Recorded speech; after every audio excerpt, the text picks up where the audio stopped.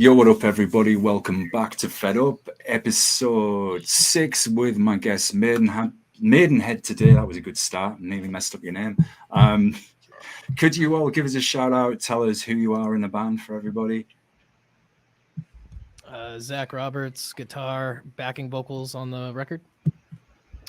Andre Ferrero, I do drums.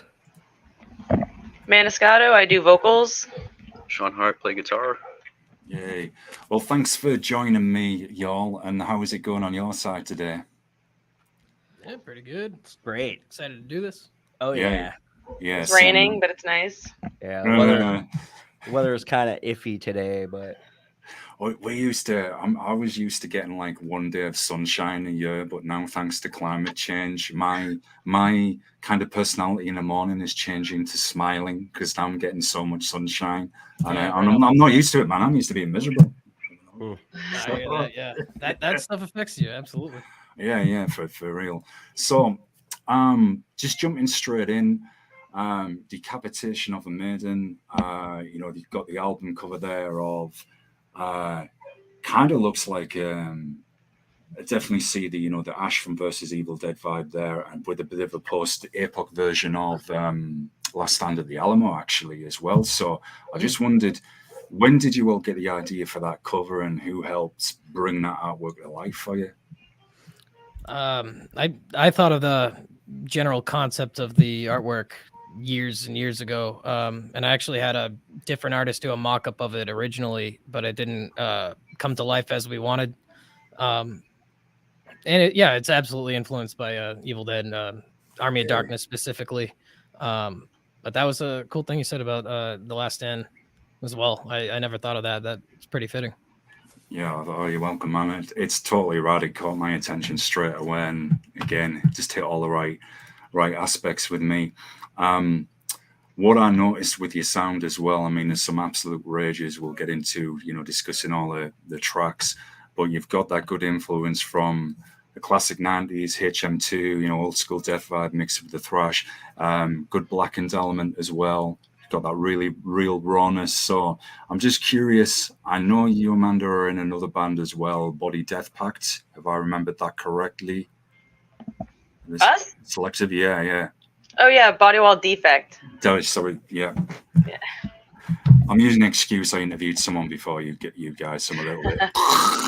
We're very new, so it's fine. I know. So how did you all meet and form the band? Because I was reading that some of this music's been in the work for 10 years. So have you all known each other, from the scenes for that period? I'll probably just say like the beginning part of it for myself, and then if you guys want to explain how you guys came in. I started this in 2013 as a project for myself, and it's just a lot of trial and error, finding the right people. I didn't drive for a long time as well, so that made it hard to travel and meet with people to get together. Then starting in 2017, I met Andre, and I'll let him take it from there. Yeah, so like, I don't know, you had like didn't you played like a show too, right? Like before I joined the band. Yeah. And I think you had like a couple other dudes playing drums before me as well. But I think I joined the band probably around 2017, 2018, around that time, and I've been in the band ever since. And I mean, I've known Zach for a while through like a bunch of my friends like didn't always say his name, but I was from like a different town. Well, my other friends were from like Norwood, and I was from Walpole, like where Zach lived. But like somehow we just like, I don't know, our paths never crossed. So yeah, I'm a little bit fuzzy as to like how I actually like. I think like you definitely hit me up and were like, hey, do you want to do drums? Or maybe it was Eric or something. But I think I just didn't have a permanent drummer at that time. Again, it was still like in the early moments of trying to find these right people who can, do the material justice. Right. Really, that was the most important thing for that. And then working with Andre, that progressed from there. Yeah, and at first I was already in like a couple of bands too. So at the time I was like, oh, like I don't know if I want to do this like permanently. And I remember you were like, oh man, like I hope you don't leave. And I was like, like you got me there, man. All right, like I'll I'm down. Like this is sick, and it's been growing on me ever since. And yeah, like I'm definitely here to stay. So, and that's all she wrote for me. Definitely radness, man. And what about you, Sean and Amanda? How did you meet everybody? You go first. Yeah, well, Zach and I used to jam like 8 years ago or so, just in a space in Alston. We didn't write any music. We just like did whatever. And I know that Zach did end up using some of those riffs eventually to write some stuff, which is cool because we really did nothing with any of that. We were just having fun. I don't even remember how we met. I think friends of friends. And then we just started hanging out. We've just been going to shows ever since. And he's been talking about the project for years. And I've just moved around a lot. And I was like, I don't know. And then finally he was like, well, we're ready for someone to put down vocals if you want to join the band. And that was a little over a year ago, I think, like a year and a half ago or something. And I was like, all right, let's do it. And then it's been super fun. So, and that's kind of how I got involved. And then I think I was actually trying to figure this out the other day. Zach, you'll probably know better than me, but I think you contacted me first because you were looking for somebody to record the EP or whatever they're calling it. And I don't remember like how you found out about me, but we have like a lot of mutual friends. So Zach came to me, wanted to have the record produced, and I think the lineup was kind of rocky at that point. We had a guitar player come. He showed up and he did a couple of sessions and it wasn't working out. So I offered like, hey, if you can't find anybody and I know like we're in the middle of this, I'll replace his guitar parts and do the rest of the songs on that side. It was the right side guitar. So I did the rhythm guitars, and then I think the bass player quit after the recording started. So then I ended up doing the bass too. But yeah, the whole idea was just like, let's get this record done. Let's stop waiting on it. It had been a band for long enough where we didn't want to have like road bumps and stuff getting in the way anymore. And I think it came out pretty good. And then, I saw that it was getting a pretty good reaction. And then Zach was like, hey, do you want to play live with us and like, come to the jam space? That's where they're hanging out now. And I had gone to that jam space several times. Andre's in a couple of projects. There's a lot of like crossover of us all working together as a group, So I was familiar with the spot. I was like, yeah, it's not far from my house. And now I'm basically the guitar player in the band. Yeah, that's interesting. How you all met, because I was going to ask you a bit about your music backgrounds, and you were saying that the crossing over there, because I already mentioned the rawness in the music. I'm a huge punk hardcore guy outside of metal as well, so I can hear that rawness shining through your sound, and I just wondered, are any of you from those scenes as well? And loaded question here, have you had a good response from that community as well as the metalheads? Oh, I mean, I'd say indirectly old school punk for me, because I'm a huge 80s thrash guy, and without hardcore at that time, 80s hardcore, that stuff wouldn't really exist.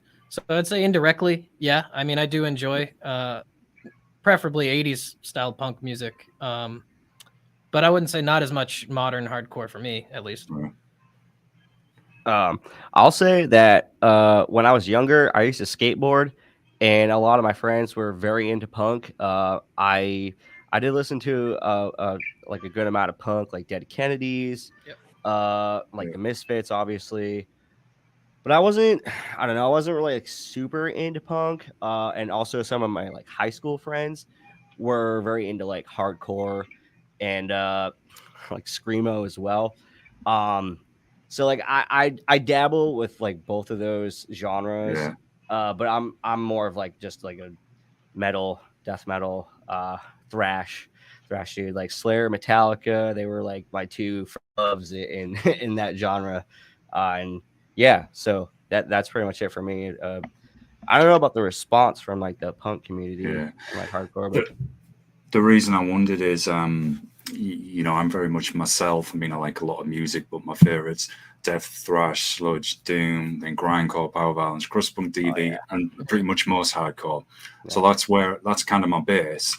And it's just because I could hear that rawness. And I know from when I used to do one of my radio shows on Brutal Existence Radio, and I used to play bands exactly like yourselves, with all the extreme punk and hardcore, and I used to get feedback from people from the punk and hardcore scene that maybe I hadn't heard of, like bands like you, and I'd be like, man, this rips. This is really, really solid stuff. I just think it would appeal to both. So it was just a random nerdy question that was in my mind. Oh, well, I totally agree with that. Because even for shows, we get contacted by all kinds of small subgenres of different bands to play with. So I think, we would work well playing with hardcore punk bands. We play well with straight up death metal bands. We play well with, we have an upcoming show with a full on black metal band. And the response, at least from the first show that we did, was pretty mixed bill. It was pretty damn good. So, I think that's a plus, having all kinds of influences put into one thing. Yeah. It certainly adds to that rawness and grime within the sound. Open question for you all. I was reading that, some of the songs for, I know you have the live album Decapitation at Dusk, which we can talk about that as well.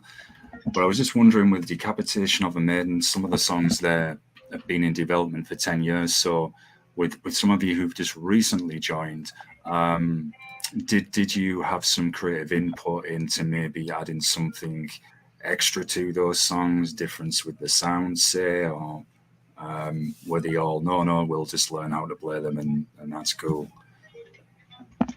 Well, I was definitely like the newest person to come in, and even still, like knowing Zach forever, when I came in, like the songs were already fully produced. Maybe there were some solos that needed to be added on, but when I did the vocals, like everyone else already knew all the songs.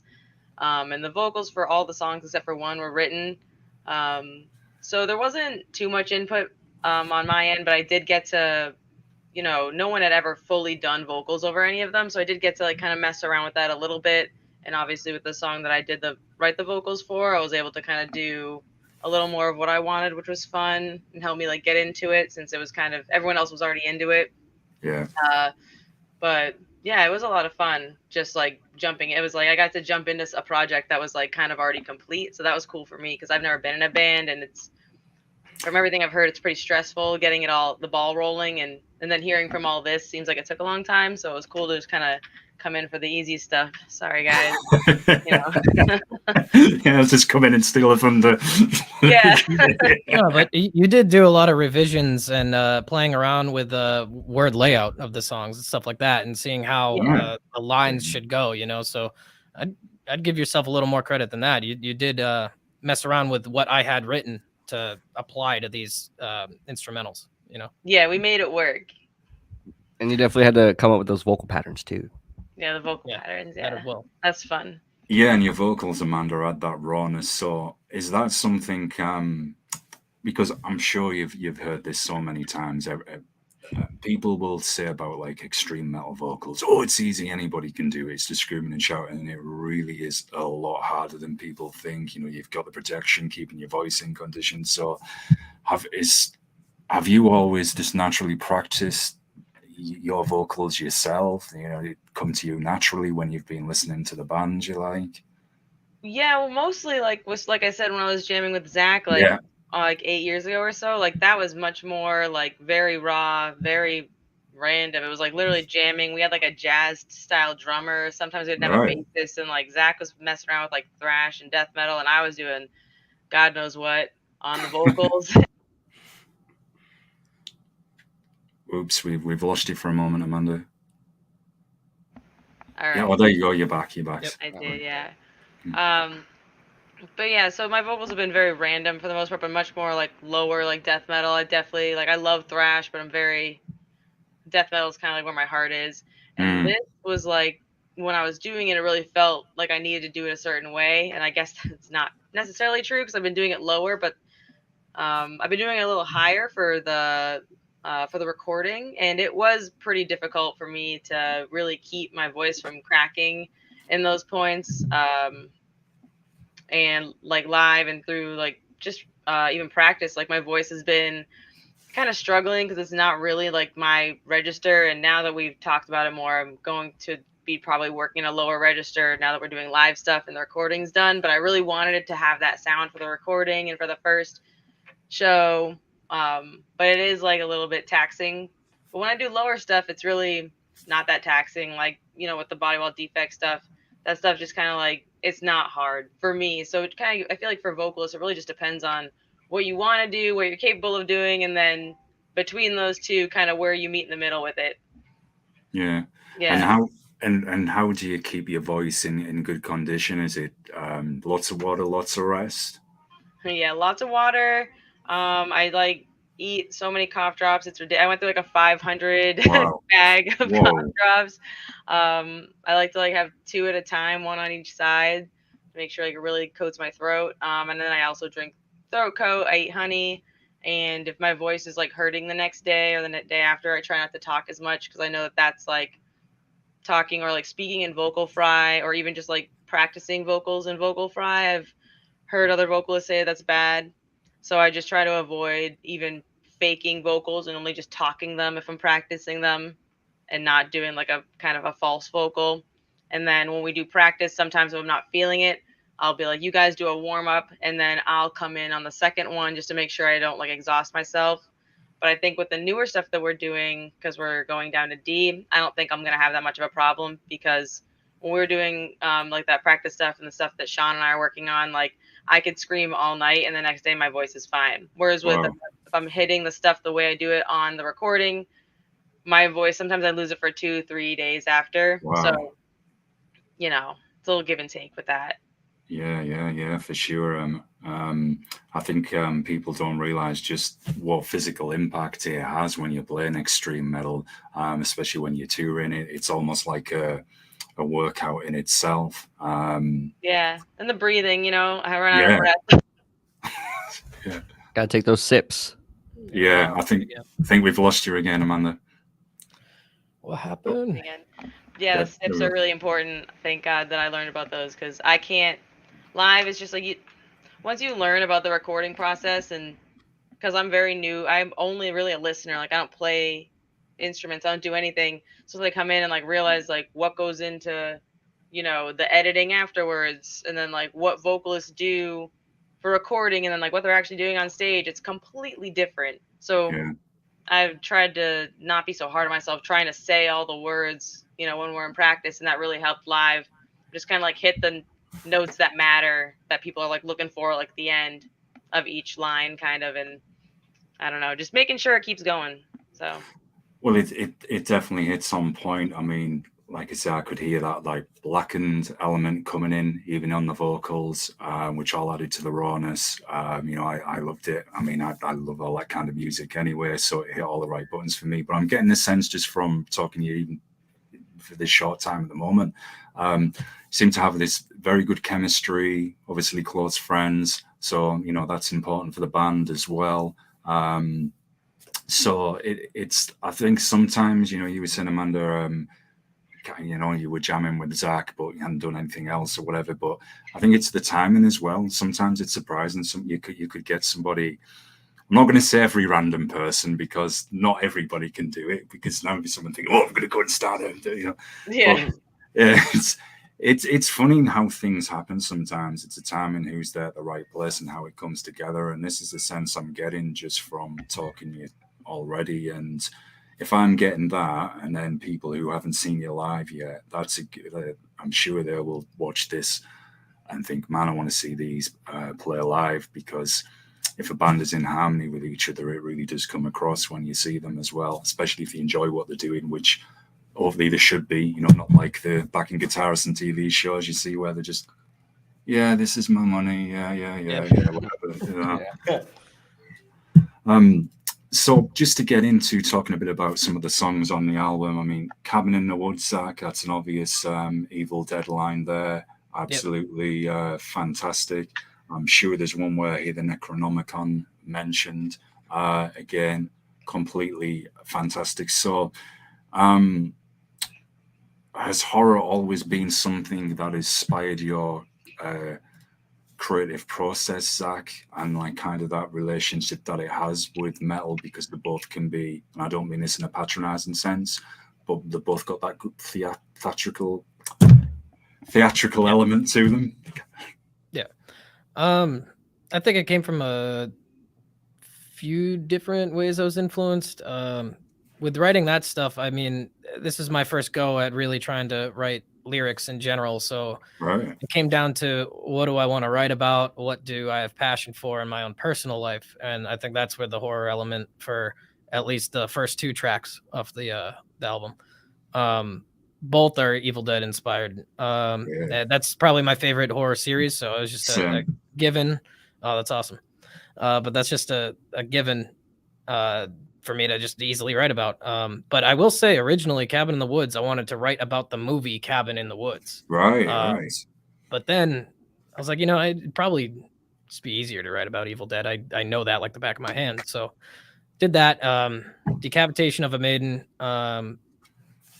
That's Army of Darkness influence, but that character you see on the album art, we kind of fit that character into the story of Army of Darkness in a way. So it's kind of its own take on that a little bit, but still back in time, showing off Deadeye's head to the crowd of people.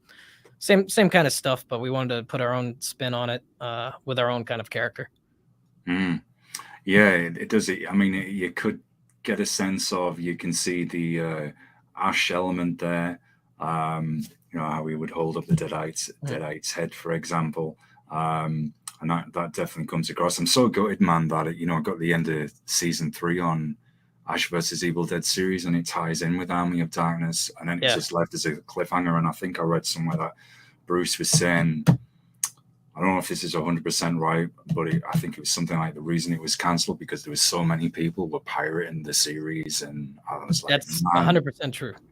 I was so bummed, man. That was my favorite. I'm always talking about it still now, and especially the morgue scene. Yeah. I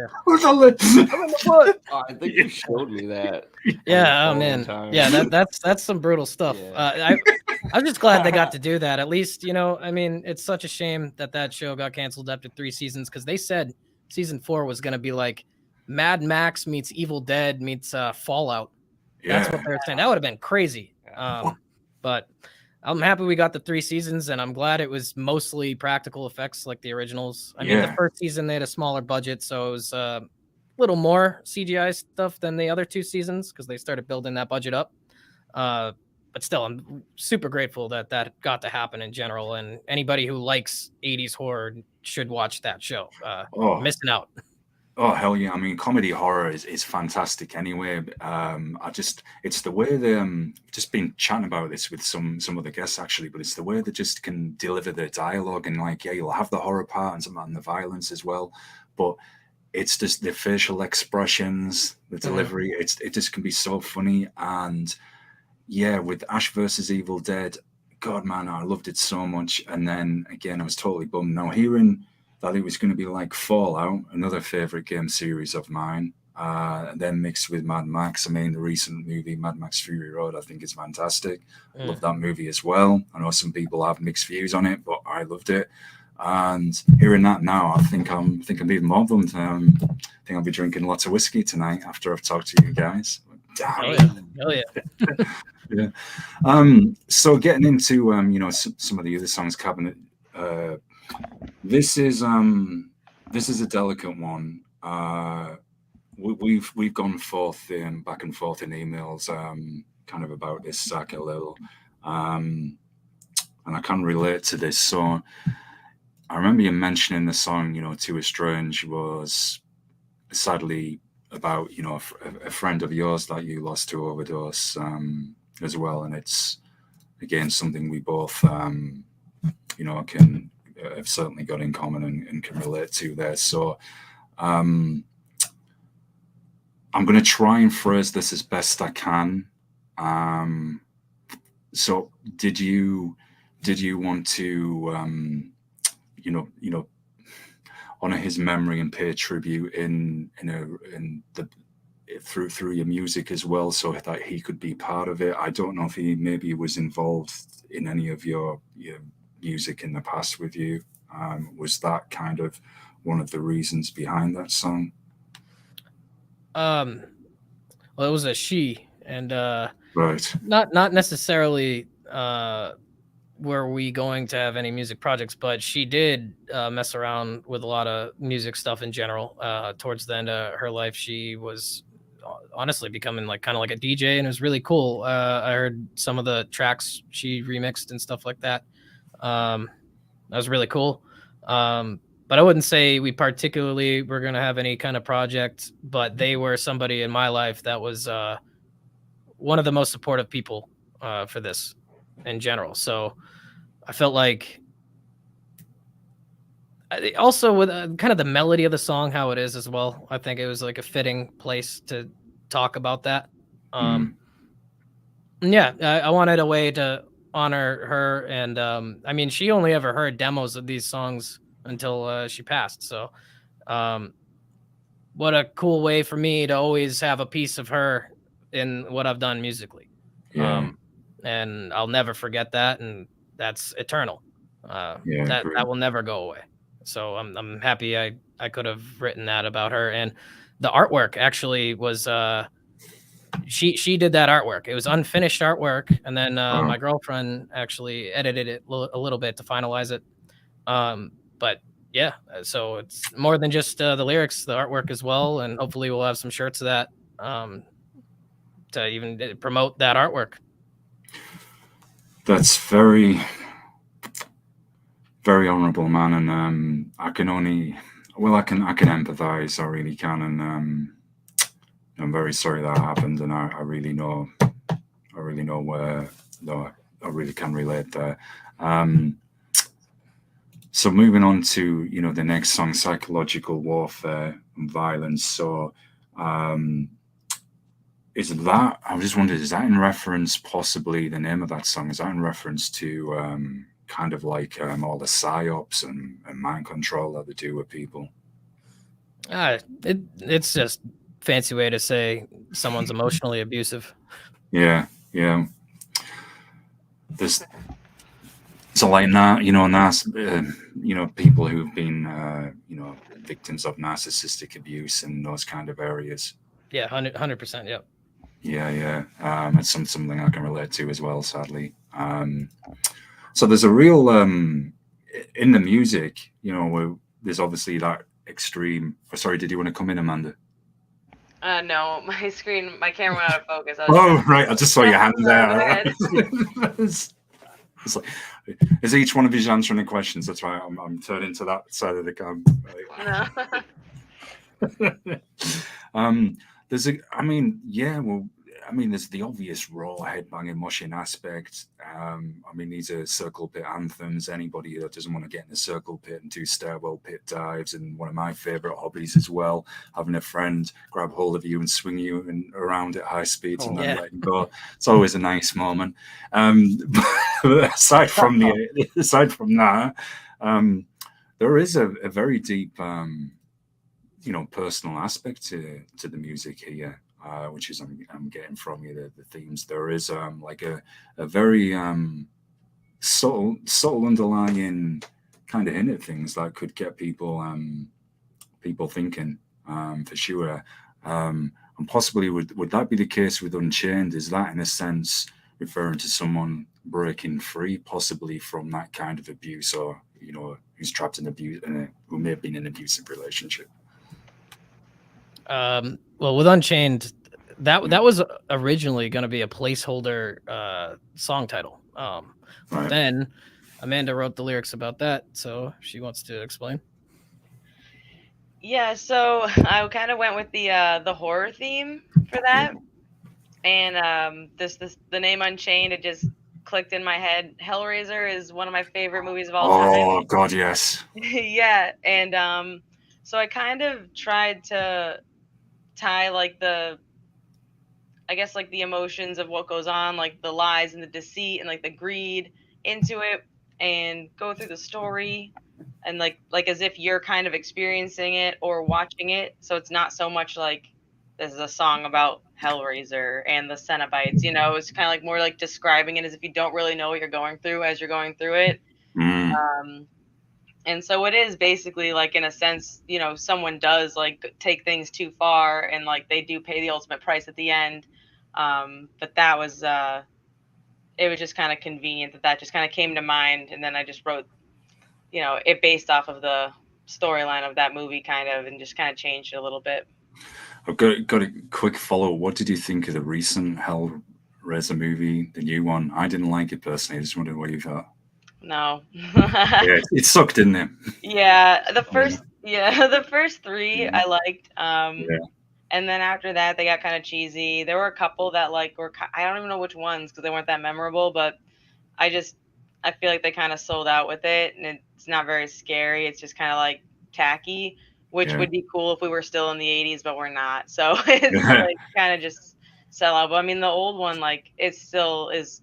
We still watch it. Like Andre hadn't seen it, and we watched it after band Yeah. practice one night, and like everyone enjoyed watching it. It's still such a classic. So Isn't the character amazing, Andrea Pinhead? The presence he has and the voice as well. Oh yeah, yeah, I loved it. That part where he's like it's like Jesus wept, and he just gets Yeah, ripped apart. And I yeah, I'm a big Rick and Morty fan, and they have like a whole yeah, episode where it's like just Hellraiser like references, yeah, and I didn't get that. And then after watching it, I was like, oh man, that's where that comes from. And yeah. yeah, I thought that was cool. I'm totally with you, Amanda. I like the first three. I actually like the second one a lot. Of people don't. I really like the second one the second one's where really good. yeah, and there's I always say to friends as well. There's a reason those movies, especially the first two, have been sampled so much in so many albums. From Aborted to Everybody. So it's because it's probably one of the most successful horror franchises of all time, apart from the millions of sequels that my friend Ross, shout out to Ross, loves, and he's seen every single one of them. Hey, he's dedicated. And God, I don't know which one it was he showed me one time. Was it? He sent me a clip of it. It might have been, I don't know, Hellraiser Part 24, which it was. And Wow. it was so cheesy. There was a guy, it was like signing up for a online Hellraiser club or something, and there was like a logo on screen. I think it was a pinhead or something. And this guy was getting, they always feel themselves, I guess, to use another Star Wars reference here, turn into the dark side when they become more corrupted in greed just before the Cenobites come to get him. Well, this guy was like looking at I don't know, it was like, I don't know, logging into Gmail or whatever. And this guy's looking at it, and he's like, and his face was so cheesy. And he was just feeling himself turning more dark. And I'm like, you're looking at a logo on a screen. And I'm sure someone was like, oh, there was power behind that. I'm like, no, man. Okay, save the budget somewhere, I guess. But God, they got so bad. And then all that hype we had on the new one, oh yeah, it's going to go back to kind of the original vibe of the first three. And I must admit, for the first like 10, 20 minutes, it kind of had me. I thought, all right, this isn't bad. I'll give it a chance. And then I don't know what happened. It just didn't seem to have it for me, and was just nowhere near as good as those first three. I'm a huge movie nerd, so sorry I go from random tangents. Yeah. You just can't really beat the first three, and the first two really are. They're so. The second one, in my opinion, like the first one is such a classic, like you can't do without it. But the second one's so good, and I love Kirsty. Like she's such her character is so essential, and she's so curious but not stupid. She's like smart, curious, but also still a dumb girl. Like her character is just like so perfect, and her screams are amazing. Like she's such a scream queen. She's so underrated. I love the Hellraiser, the first three. Yeah, series. You want to say something? Oh. Yeah, Kirsty. When I saw it, I was like, "Yo, she's not the stereotypical like horror movie character. Like, yeah, she's definitely like has a little more brains." Oh yeah, she's smart. Well, she wants to face them, and she knows the Cenobites are terrifying. She knows Pinhead's terrifying, but she knows what they represent, what they're about. And that's totally. I even liked.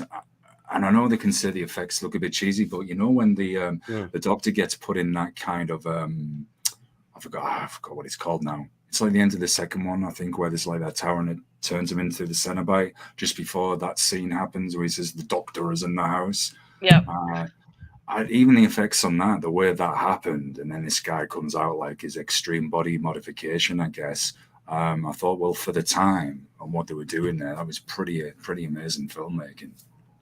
Yeah, it was. They especially with like the vast landscapes and then all the different monsters. Like they did a really good job at keeping it like just the perfect amount of cheesy. I don't know if they were ever going for cheesy, and that's okay, Yeah. you know. But like, I think that all horror is like inherently a little cheesy. I think Yeah. that most metal is like kind of inherently cheesy. That's like I was what I just like gonna about say. it. It's like we're Yeah. messing around with stuff other people don't mess around with, and that's what makes Yeah. it fun, you know. So Well, isn't it? And this could be an open question I put to you all. Isn't the beauty of metal, though, and actually extreme metal as well? It's that form of escapism, the freedom of expression, and just is something you can't quite put into words, but um, it is like going into kind of another world, another realm, and that feeling you get as well when you're. I mean, you guys will get this when you're jamming, but when you're moshing out at something as well, just that high you get from it. I'm like, man, there's just nothing like it. I just want to say a quote that I heard a really long time ago. I believe it's from Beethoven, but he like said that music is a higher revelation than all knowledge. And I totally like when I'm playing, like I go into a mode that is like not like I'm not here. Like Yeah, I'm just playing music. I'm in the metal zone. Like, you know, it's definitely like a higher mindset, I suppose. Yeah, I totally agree with that. it's a good coping mechanism as well. I think it really can get you through some difficult times. You know, people can say, "Oh, well, you metalheads with the lyrics, all the god horror, the violence, and everything." And so, actually, a lot of people are really, chill, regular folks, just like anybody else. It's kind of this misconception, and it's that. And look beneath the surface as well. For example, I was chatting with some guys from Germany, an old school death metal band, a couple of days ago, and their album cover was a gate into hell, and well, the album was called Hellgate, and the album was all about like COVID. Are we going to be in this kind of post-apocalyptic kind of future with some virus? And I thought, man, that's metal. There's always those subtle undertones in there. Very creative. So that brings a perfect segue into Black Lung Regurgitate, and I've got to say this was one of my favorites from when I was listening to you, because immediately I thought, man, I want to get up and mosh to this. I want to run around in a pit and fall over and get massive amounts of bruises. So it's got that energy. I love it. So what idea did you have with that one, Zach, when you wrote it? That's one of the oldest songs for sure. I even had the lyrical concept years and years and years ago, but I didn't flesh out the lyrics or anything. So I really wrote them out last year, but I wanted to kind of bring some kind of awareness, because at least here in the United States, the government absolutely pushes for tobacco advertisements and low-income neighborhoods and stuff like that on purpose to get people hooked and keep people down in a sense. And I think even, with the psychological warfare and To a Strange, all these songs, I'm taking actual issues I have with life, but toward the end of the song, it turns into a horror movie, basically. So it's awareness about that, but in the song, whatever character you perceive from it, basically starts just vomiting black bile and probably turns into a demon or something like that. But the beginning is telling you, hey, these massive corporations, they know what they're doing, and that's intentional. Yeah, no, it's the same here. It's like peddling the wares in deprived areas, keeping people even more divided, in a sense, in perpetuating that economic deprivation, economic slavery in a way as well. As the nickname goes with like the big pharma companies, pharmacy as the nickname goes for it. Mm-hmm. Yeah, and it's the same here. It's like, for example, a few years ago they were against heat over here, all like the advertising online gambling and gambling in sports, and bet on fights, bet on soccer games, football, and all of this stuff. But now we're sat there and you turn the TV and it's still happening. It's still plastered everywhere. And I'm like, weren't you supposed to be against promoting this. I know in every commercial break it's like, but on the next outcome of this quarter, blah blah blah blah blah blah. So very astute commentary there, and sadly it still happens. And I think it's the world over because these companies are everywhere as well. And yeah, it sucks. But man, I tell you what would be cool if you got an actual someone pretending to be a demon on stage, and when you were playing and vomited all the black bile on there. That would be awesome, man. Oh yeah, I mean, I've thought about that with the character that we have, somebody coming out as that character, and I mean, if it did become a theatrical thing, I mean, there could be that demon where they rip the head off, whatever, with black bile oozing out the neck and the mouth and all that. Maybe that would be very cool. That's like some exhumed. Yeah, that's very exhumed, which like very influenced by those guys too. So I don't want to rip them off too hard, but no, but Guar does it too. Yeah, exactly. It's like an homage. Yeah. Well, they have literally put a decapitated head in front of my face before getting all kinds of green goo on me, so it's pretty spot on worship. Didn't you you saw exhumed and you got like covered in blood? Every time I've seen exhumed, I've gotten covered in blood. Sick. Yeah. That must be one long shower. I've never seen exhumed live, so it's not just like a regular shower from sweating in the pit. Then it's just even you just. Well, it's like the front 2 rows or so of the pit. If you're up there, you're getting drenched. And I got a picture of me with 2 of the guitar players from the band after the set, and my face is completely red. You're literally like that color. Yeah, like this color, my entire face. And I had a white bandana on, and that thing was completely red. It was crazy. That was a white bandana. That was a white bandana. Wow, that was crazy. That's insane. I love taking as well. I'm going a little off topic again. I love taking like non-metal friends to those kind of shows. I know this is cruel, but just to see the look of horror on their faces, because they're just like they've never heard anything like it, and they'll say, "What's this band about?" I say, "Oh yeah, it's just a regular metal band. It's just like hard rock, don't need too heavy." And they get in there, and then someone comes out, and they're like, no, that's super funny. We have a buddy of ours where eventually when we get the equipment, he's going to hopefully be doing live sound for us. But when I first met him, he wasn't into like metal like at all. And then I took him to his first concert, which was Mayhem. And he was just like, what the hell is this? So sick. I need to see that. He did like it. Yeah, he likes more thrash stuff though. But for somebody's first concert ever, never really exposed to metal, Mayhem is quite the pick.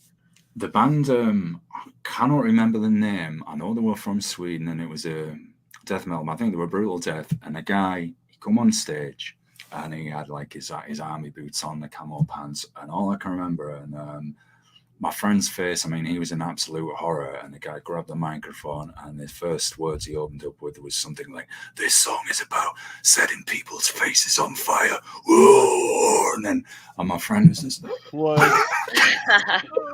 And I was like, wild. It's like, just enjoy the music. He was, I can't understand that. Just that's the shut up and listen. Listen, Oh, I always say that to people who don't listen to metal in general, who complain about death metal vocals and stuff. I say 99% of the time I'm listening to this for the instrumental because that's what I'm looking 100%, for. 100%. I mean, vocals are an acquired taste, I think, in that sense. You eventually get into it, but not right out the gate. I'm just very impressed a lot of the time with how talented all these guys are, even vocalists as well. But my first thing I look at is, instrumentals. Yeah. It's the riffs, the speed, the heaviness, the rawness. That's why I like gravitating towards like bands like yourself. If I hear that rawness, and it's like it sets off this feeling of hyperness in me. I can't sit still, and I'm like, God, I want to listen to more of this. And when I used to do the radio shows, I used to be terrible. I'd go on like hyper tangents on there and say, "Oh, you've got to listen to this. You've got to listen to this." Be like, maybe someone thinking, "Well, shut the fuck up and play it then." And I'm like, "Yeah, I will." But it's just that energy about it, man. And it's absolutely beautiful. And I mean, I'm thinking, I don't know if this would be a popular one, but you could take it further with like romantic dates to someone, say, "Okay, come and see a slam band there." Quiet. Don't know if that will go down well, but yeah, I'll let you know on that one. So just before we get into chatting about the live album and lots more as well, do you all have any particular favorite songs from Decapitation of a Maiden, or are you just like, man, no, this just we, happy with everything? Well, of course you're going to be happy. I mean, anything that, yeah, this one really catches me. I mean, I'll say Cabin is like probably. I'm not gonna say it's my least favorite, but I'll say that we are tired of playing that one at rehearsal. Yeah, that's every Right. person we've auditioned. That's the audition song.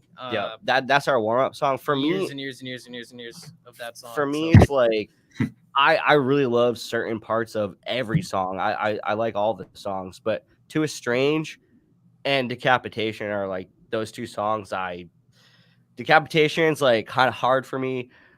Not really hard, but like it takes a lot out of me to play that song. But like I still have fun with it. Like I love it. So those two songs for me are like tied for like first, I guess. I don't know. I'd probably agree with the same two songs. I think To a Strange and a guitar aspect is probably my best songwriting, I think. But then Decapitation for me was kind of, I set out to write a particular type of song, and if it came out good, I felt like I got to at least stepping stones to where I want to be with guitar, and I felt it was really awesome, and it came out great. So I love those two. But yeah, this sections of songs, I think more particularly favorites for me would be like sections of songs throughout the record. But as for whole songs, probably those two as well. And what about you, Mandarin Sean? Well, naturally for me, Unchained is really fun because it's the only song that I really had full contribution to. So I feel like every time we play it, I just feel so into it because like I know the lyrics, I know where everything's going, and like I know the story, and I love the movie. Like, you know what I mean? So naturally, I feel really gravitated towards that one. And but the song that kind of grew on me the most was definitely To a Strange. It like starts off slow and like, I don't know, but the more you listen to it, all the riffs are good, and it gets so like intense and heavy, and then like the solos at the end, like it's just To a Strange has definitely become like probably my favorite song aside from like Unchained, just because it's heavier. That's like really the only thing because I'm biased on that. So yeah. I like playing Black Lung because the bass break, and then everyone comes in after the bass break. And oh yeah. But I was gonna say To a Strange and Decapitation because, I mean, come on, those are super fun, and like Zach said, like the riffs in To a Strange are probably the coolest as a guitar player. And Deontay, the guy that Zach mentioned, like loves that song. So whenever he comes to practice, we're like, all right, let's play this one. Oh yeah. We have a video of him like just like straight headbanging, and it's like pretty funny. Just like in the back on a chair, like in the corner somewhere. Just in the zone. Yeah. That was we look over in the middle of playing, and we're like, yo, he's going hard right now, man. I'll say that the songwriting into a Strange definitely like is like a step up for sure. Well, I mean, again, it's a 10-year span of me as a guitar player. Yeah, exactly. So the beginning was more. I mean, there's even a couple tracks that we're gonna rework that are that old as well for new stuff. Yeah. But like Cabin, Black Lung, those two specifically are on the real early side. And then on the late side, I think the last one that was written for this was To a Strange. Yeah, for sure. And maybe before that, Decapitation. So there's a song that was probably made around the same time as Cabin that we were gonna put on this record, but like we didn't. I don't even really know why. Like we just felt like it had to be reworked. I felt put it on the back to burner. be totally honest about it, I felt like there were a couple riffs that are kind of similar to riffs in one of the other songs. Right. Not crazy similar. It's not the same thing, but similar enough where it's in the same tuning. Yeah. I don't know. We're doing the whole next thing in a completely different tuning, so it'll be literal different notes. But there's gonna be a song that's like more than 10 years old. Like that song is very So this is. I'm just curious. Where do you all then? I know you've got the horror movie influence, Zach, but where do you all individually draw some of your inspirations from, both as musicians, you, Amanda, with your vocals, and the same for when you're sharing the creative ideas with each other for getting the song finalized? are they from life in general, and then the interest from movies and things like that? Are you saying for me, guitar wise? All of you, an open question. I know it was a loaded one. Yeah. With the actual riffs and stuff like that, maybe sometimes emotion plays into it. Sometimes, yeah. Like I'd say, a lot of "To a Strange" has kind of emotion in those chords that were chosen, and the riffs in there. So I'd say that's a good example of that. But sometimes it's just setting out with an idea of what I want to do, and just try it out and give it your best shot. So half and half, maybe sometimes. Yeah, for me, I take a lot of my inspiration from like bands and more specifically like musicians that I really dig, like Dave Lombardo, one of the best thrash metal drummers to like, step foot on the Definitely. planet. He's great. I also really like Nicholas Barker, from like Dimmu Borgir and Cradle of Filth. Incredible. That guy's really really good. Uh, I guess I mean I play drums like in a few bands, so I I draw I pretty much like draw for like from different people and bands. It like really depends on like what style of music I'm playing. Uh, as for emotion, um, I mean I'm not gonna lie, like I'm not like the most emotional player, but like I really love music that is very emotional. I'm an emotional person, and I'm gonna be doing drums for a band that is very emotional, and it really hits hard.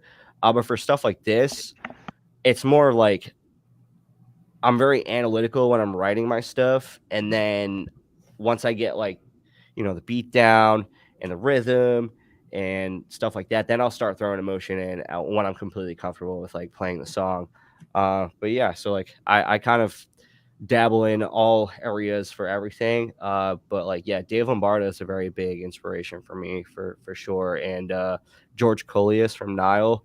Oh, I've hell yeah. I've always wanted to be him. He's Yeah. great. Yeah. Him and his swivel it's unreal. You know, he's really great. And Casey Howard from Decrepit Birth. That dude Yeah. is a machine. So there's a good balance there with those influences coming through your sound. It's kind of like to it's kind of putting like a metal version of MMA in a way, where you're taking what works and putting this complete package together. So that's interesting. What about you, Amanda? Who are some of the vocalists that you've liked and who you feel inspire you? Well, I really got into metal kind of later in life, later than most people, just because I was raised in like a very religious setting. So I didn't get into it till I was in my early 20s. Um, and then and I was very much into like Teutonic thrash and old school death metal, very Oh, simple, like, you know, really simple stuff. And then when I started wanting to do vocals, I was going through like a really rough time, and I just like needed some sort of outlet. I didn't know what to do. And my friend was like, you should just like get on a mic and just scream. So that's kind of like where my vocals started. It was just like me screaming and living with musicians who had, we had the space to play. And then after that, um, that was obviously very emotional. And then what's really different, and that was always, like I said before, when we were playing with Zach, it was like very random. I said whatever I wanted. I did more like death metal grindcore vocals, so no one could hear what I was saying. So it was like a personal, like kind of therapy session for me. And then when we got into kind of doing stuff with lyrics, it was a whole different wheelhouse. Like I had to like think about what I was saying and when I was gonna breathe, and like, do I want people to hear this part? Do I not want people to understand it? Do I care? Like, and obviously, like we went with the we care if people can understand on the recording. But it was like a very different thing. So it was very like, kind of more like a locked in feeling. So, which is you're still letting a lot out, but it's a lot of like a different type of focused energy as opposed to like a chaotic energy. And then, like with other stuff that like with what I'm working with Sean is very much more like I just kind of say what I want when I want all over the place. And that's kind of more relates back to like what I was doing before. So it's like it really like Andre was saying, it kind of just depends on what I'm doing and who I'm working with. I really enjoy what I really enjoy about Maidenhead is that it is something I can come into, and it's not random. It's put together, and it's something very solid to practice, and it's fun. And it's the type of thrash metal that I love. It's like pretty much my favorite type of thrash metal that isn't like the old stuff that you can barely understand. So like I Yeah, have a lot of fun doing all that. And then anything else that isn't like that, I just want to be kind of random and stupid about it. So yeah, it's like either like really calculated or kind of all over the place, depending yeah, on the vibe. yeah. It's that natural raw, and sometimes that natural rawness and expression. As the same music is a mood thing. So depending on what mood you are in at the time. I mean, me personally as well. I don't think they're no longer active, but there was like Punch, and then it was a crush grind band from New Zealand with female vocals, and they were so raw and intense, absolutely fantastic. So many D-beat bands as well with some female vocals that are really so angry and raw, and yeah, I kind of have a tendency for the rawness as well. Gets me Yeah. pumped up. There's nothing like it. What about you, Sean? Crazy that did you say Grinder? Did he say Grinder? Did you mention Grinder just now? No, it was I was hearing things because that was a topic like 3 times already today. So. no, sorry, no, I was on about Punch, and then there was, and I forgot the name. Grindcore. Okay. Yeah, there was a grindcore band from New Zealand as well who are no longer active. That I remember having this fantastic girl who was singing for them, Pure Rage, and now we're live. I forget the name. It's not agoraphobic, is it? No. These they're were. not. Oh I don't God, think man, they're it from was New wrong. Zealand. No. Graves. That's them. Graves. Oh, okay. Yeah, phenomenal stuff. I think they're from New Zealand. Right. If they're not, oh well, they're a fantastic band anyway, and they're from somewhere. So, what about you, Sean? Who have been some of the influences on yourself? Well, I started off just like producing it. So before I get into like, because I only wrote just like my solos and the bass parts. Because the songs, like, they were already put together. I wasn't really like a writing member, but for production, when I heard the songs, kind of like, what came to mind is like how I thought they should come through in terms of new or old. I definitely heard like newer Exodus, like the Rob Dukes era Exodus. Yeah. So like Shovelhead Kill Machine. The one before that too, even though that's Steve Souza, Zetro, Tempo of the Dams. I think they're both done by Andy Sneap, and it just has like really loud, distorted bass tone, and like really nice, just like clear guitar tone, and the kick drum is like up in the mix instead of being like kind of lower on the older stuff.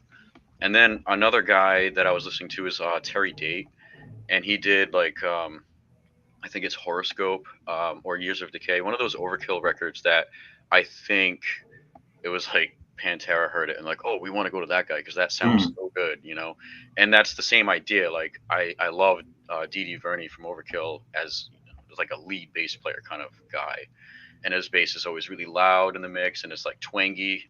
He uses a pick, so that's what I did on this one. I used a pick and I wanted it to really like complement everything and make it sound like high fidelity instead of like murky or like analog. I wanted it to sound like clear and digital.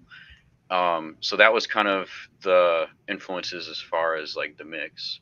And then when it came to like playing the solos, another Overkill guy, Bobby Gustafson, like first thrash record that I ever heard as a kid was Taking Over, and it's still my favorite thrash record.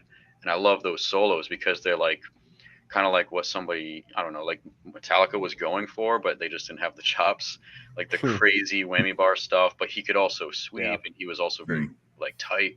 So I wanted to like channel a little bit of Bobby on there, and then like I'm obsessed with Forbidden, so like Twisted into Form. Tim Calvert, Tim Calvert was like neck and neck with Jeff Loomis when he was in Nevermore, one of the best. I think Tim Calvert's very underrated, and rest in peace. He passed away like fairly recently, and I don't think he ever got as much recognition as he deserved. And then a little bit of crossover there, like the other dude in Forbidden.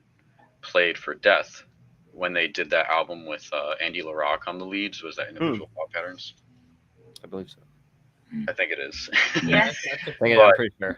Yeah, those Andy LaRock solos too. I think like Ralph Santalla toured with them and had his own interpretation of like how Andy did the solos. So I wanted to do like that, like Ralph is when he was in Deicide.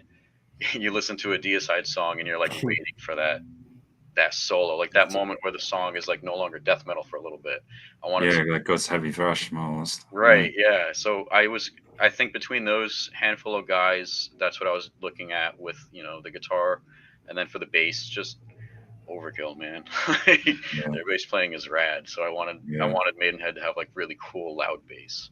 Yeah, it's interesting how I mean, you mentioned Forbidden, definitely with Overkill, how some of those big legendary bands in their own right, but still I feel are very underrated in a number of areas because people tend to focus just on the sole big four and forget about them. And that's always stood out to me. This is a question as well I've been putting to people. I'm interested in your take on it. The rise of AI at the moment, and everybody's talking about what could that lead to. And I saw something on the news a few days ago, which was saying that people could be using AI to rip off somebody's voices, the sound as well. And I thought, is that what we could see now, where we could see somebody trying to rip off bands by putting something where, oh, this is the singer with this, or is that possibly going to be a problem? I've been showing all these guys all this AI stuff lately. I mean, I love it from a fun perspective, but as using it professionally, I think there could be things it could help with, kind of like auto-tune, but better. I think that could be something that comes from it that might be okay. But there's also a lot of danger with that at the same time. You could straight up make a complete record with a guy who sounds like any singer you want, and it's not 100% organic. It's slightly, because you're taking somebody's track they just recorded, putting a filter on it basically. But that's cheating. If you wanted to do it for fun, to hear what one guy sounds like on this record he was never on, I think that's enjoyable, as a gimmick kind of. But yeah, there's danger there, but there's also some fun there too. It's really how people start using it, and I mean, knowing this world, people are probably going to abuse that. So yeah, it's like digital plagiarism, isn't it? In a sense, yeah. I mean, it's like using somebody's likeness and impersonating somebody. And if you're using that for profit, that is a danger that nobody wants, really. And you could do all kinds of stuff too, with making phone calls under that person's voice. If you know information about them, their personal life, you could do some serious damage. So I hope that gets regulated, but there could be some good uses.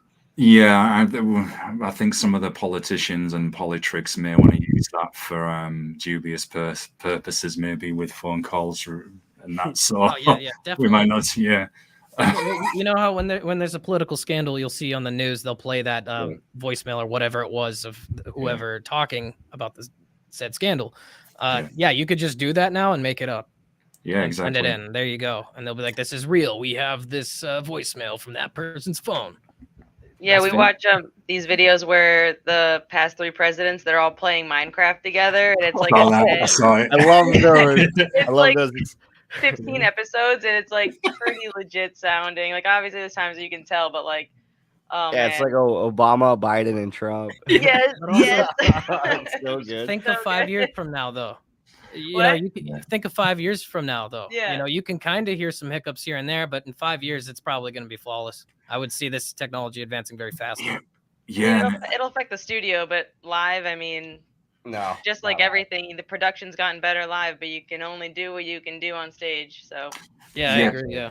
Yeah, I mean, I've been discussing this a lot with the guests because I'm interested in its possible impact on music, and a lot of people have been saying, well, people still crave that authenticity, that trueness with the music, and some people have been saying as well, because we have so much, and I'm not saying all pop music is bad and that there's no one there talented who can't play or can't sing or anything, but we've got this kind of, it's almost like there's a factory with some of these singers or whatever. It's like popcorn filler, and it's so disposable and plastic, and there's no soul in it. And a lot of people have been saying, I think people are even getting tired of that because it's got to such an oversaturation stage that they're now looking at alternative music, you know, not just metal, just something that's got a bit of realness to it. God, as a underground hip hop head as well, I kind of am in pain for now thinking what they could do, ripping some MC's voice off, man, and then saying, "Oh, look, here's a new one from Chino XL, for example," and yeah. So moving on, I'm just depressing everybody there with that. No. Interesting topic. I just want to interject a little bit and say, go for it, man. I appreciate when I go to see a band and they're not like, okay, I will say that, like, I love going to see bands that are just like, it's not for everyone, but like seeing like a human basically become a computer and like play perfectly, that's cool. But I also really like to see bands that you go and see them and you're like, oh, he messed up there, because then you know there's no cheating. They're not cheating. It's 100% real. Like, that's a person playing that. I appreciate both aspects. Yeah, so I just wanted to say that, I guess. No, you're right. I mean, a friend of mine made a joke saying, you know, are we going to see it where there's like 5 laptops on stage? You know, he's got the holograms and then playing. I'm like, man, I thought if they can find a way to make money and they want to do that, I said the laptop too are coming soon. Said, they will do it. I mean, I'm a big tech death fan. Like, I love tech death, and that's kind of like where that, like, you know, excels in, is using a laptop. But I also really love like OSDM and like, you know, raw bands that, you know, like aren't using laptops. So I've played in bands with like from both aspects of like that. So yeah, it's definitely I like both aspects. I also like both aspects, but I would say I'm only a fan of bands who use laptops if their laptop shits the bed, they could still perform. You know, if that cuts the whole show out, that's not for me. That's kind of the thing, though. Like, if your laptop does die, I mean, that's like 70% of your show. I think you should have a backup or something. You know, still be able to play guitar. I'll say this: I have some friends that are like, "Oh, do whatever you want in the studio, you know, like as long as it sounds good." And it's like, well, if you can't play that stuff live, why are you doing that in the studio? You know, that's just my opinion. No, you're right, because people will notice. People will see. It's like when you go and see bands and it can sound like awesome on their albums, and you see them live, and you're like, man, this sucks. This is just not the same. And then it can be this. Sometimes it can be a band that, man, I've never really liked before. They haven't sounded up too much, and you see them live, and you're like, actually, these are pretty good. What I find. So we're going, Andrew. Oh, no problem. I was gonna say, like, I'm a big deathcore fan too, and a lot of that genre is like very overproduced. And there's been times where I'm listening to a band and I'm like, I need to see a video of this band because, like, I want to see how they play live, or just go see them. I like bands that sound worse in recording and better live. Then I like bands that sound better in recording and worse live, for sure. Like, I'll just say that. So how do you then, as you mentioned, rawness, and I can put this to all of you, how do you then, as a band, strike that balance in not wanting to sound like something that's being dragged through a sewer, which could make a good album cover in some regards, but you want to still retain that rawness, like not too polished, but still sound, you know, authentically raw. You know, how would you go about striking that balance? Well, I think Sean found a perfect balance for that with this record, because I'm more of a fan of late 80s, early 90s thrash records, how those sound, which he pointed out, Overkill, The Years of Decay. That's a fantastic sounding record from 88, I think. It sounds awesome.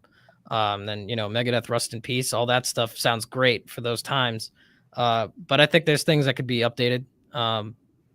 and taking advantage of modern technology and blending it with an older school type of sound, I think for me is the best way to go about it, because you can overproduce very easily. Most bands I'd say now are overproduced, and that takes like life out of that a little bit for me, at least.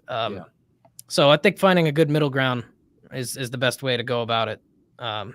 Not one way or the other. I mean, there are bands who intentionally like sounding bad, and that's cool too, for the right project, I'd say.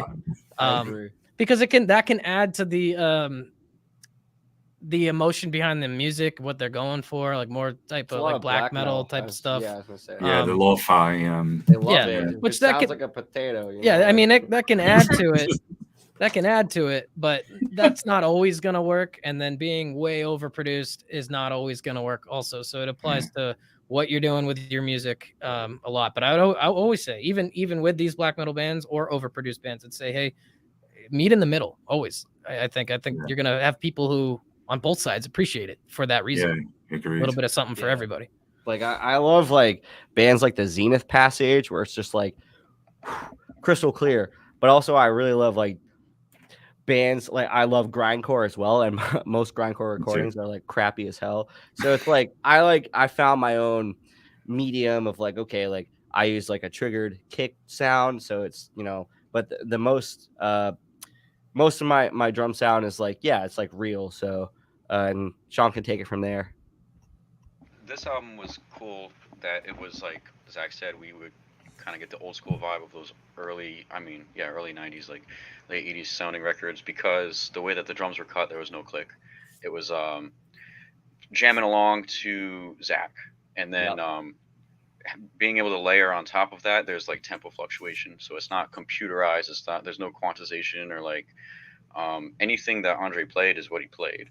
And I think that's a testament to the musicianship, but it also is like that middle ground that we're talking about, trying to find the balance of, is it clean, is it like computer tight? No, it's not. But is it also like sloppy and they should have done that again? No, because he did it until he was happy with it. So I like the way that we did it. I think moving forward we'll probably try to do something a little more standardized, like, you know, playing with the click and maybe having more layers if that's what Zach ends up wanting to do. But I like the way the first one came out, because those were the influences, and the way that it just like happened, it was kind of similar to I wasn't there, but I feel like that's similar to how they did it.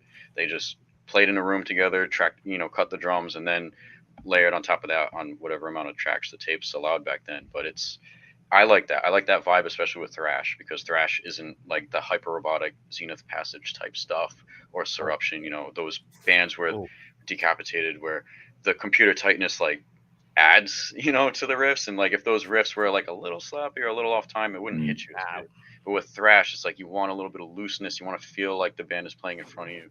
And the album, like we listened to it on the way to practice, not only to remember the songs, but just to like enjoy it, because it was a lot of work. And when I listened to it, I think it sounds appropriate for the time.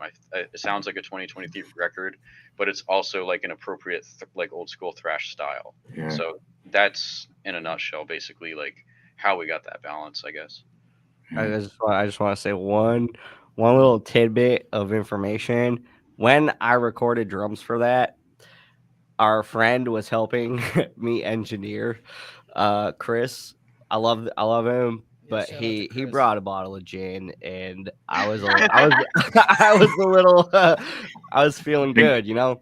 So that's also a thing. Like I've been sober for most of the recordings, but for that one, I was definitely feeling something. So I mean that stuff works sometimes too. One of my favorite Yeah. of all time, Cryptopsy, None So Vile.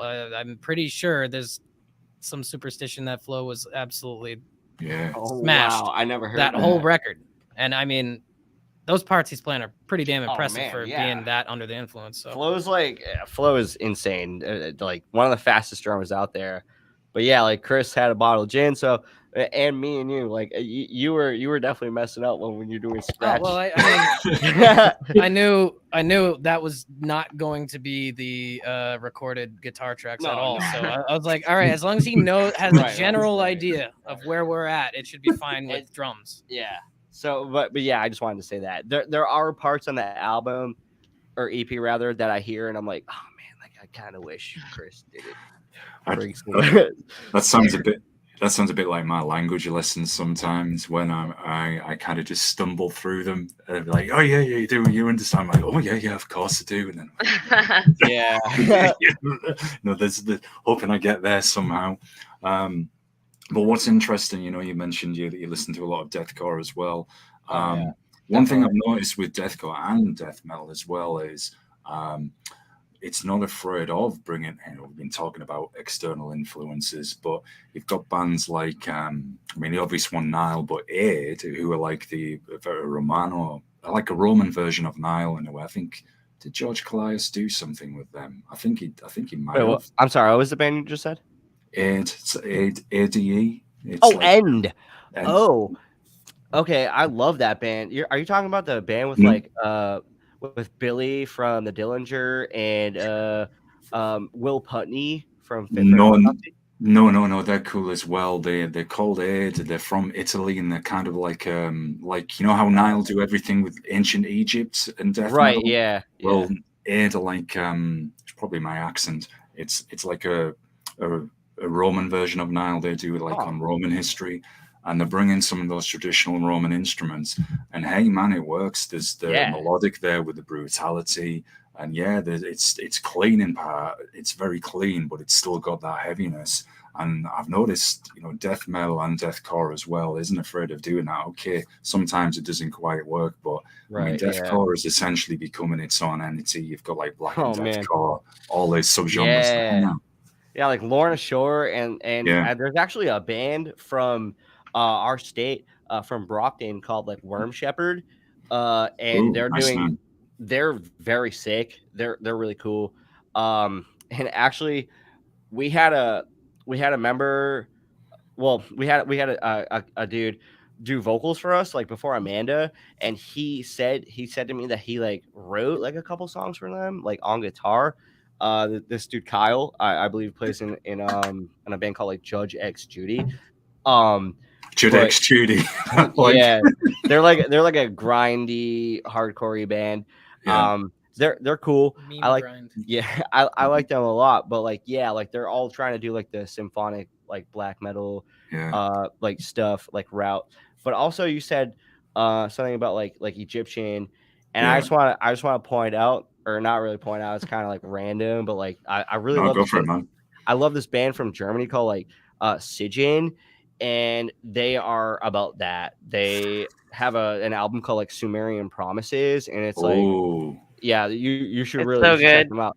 They're like a death metal band, but very, very sick. The playing is clean as heck. The production is really, it's very clean, but also like you can tell there's like not a whole lot of like editing going on, but it's very modern, like old school death metal, and they're very, very sick. Like check that out. They nail like the old school with like not making it sound bad and putting it through a tape, like and they like still play like newer riffs, but they do it in an old school way.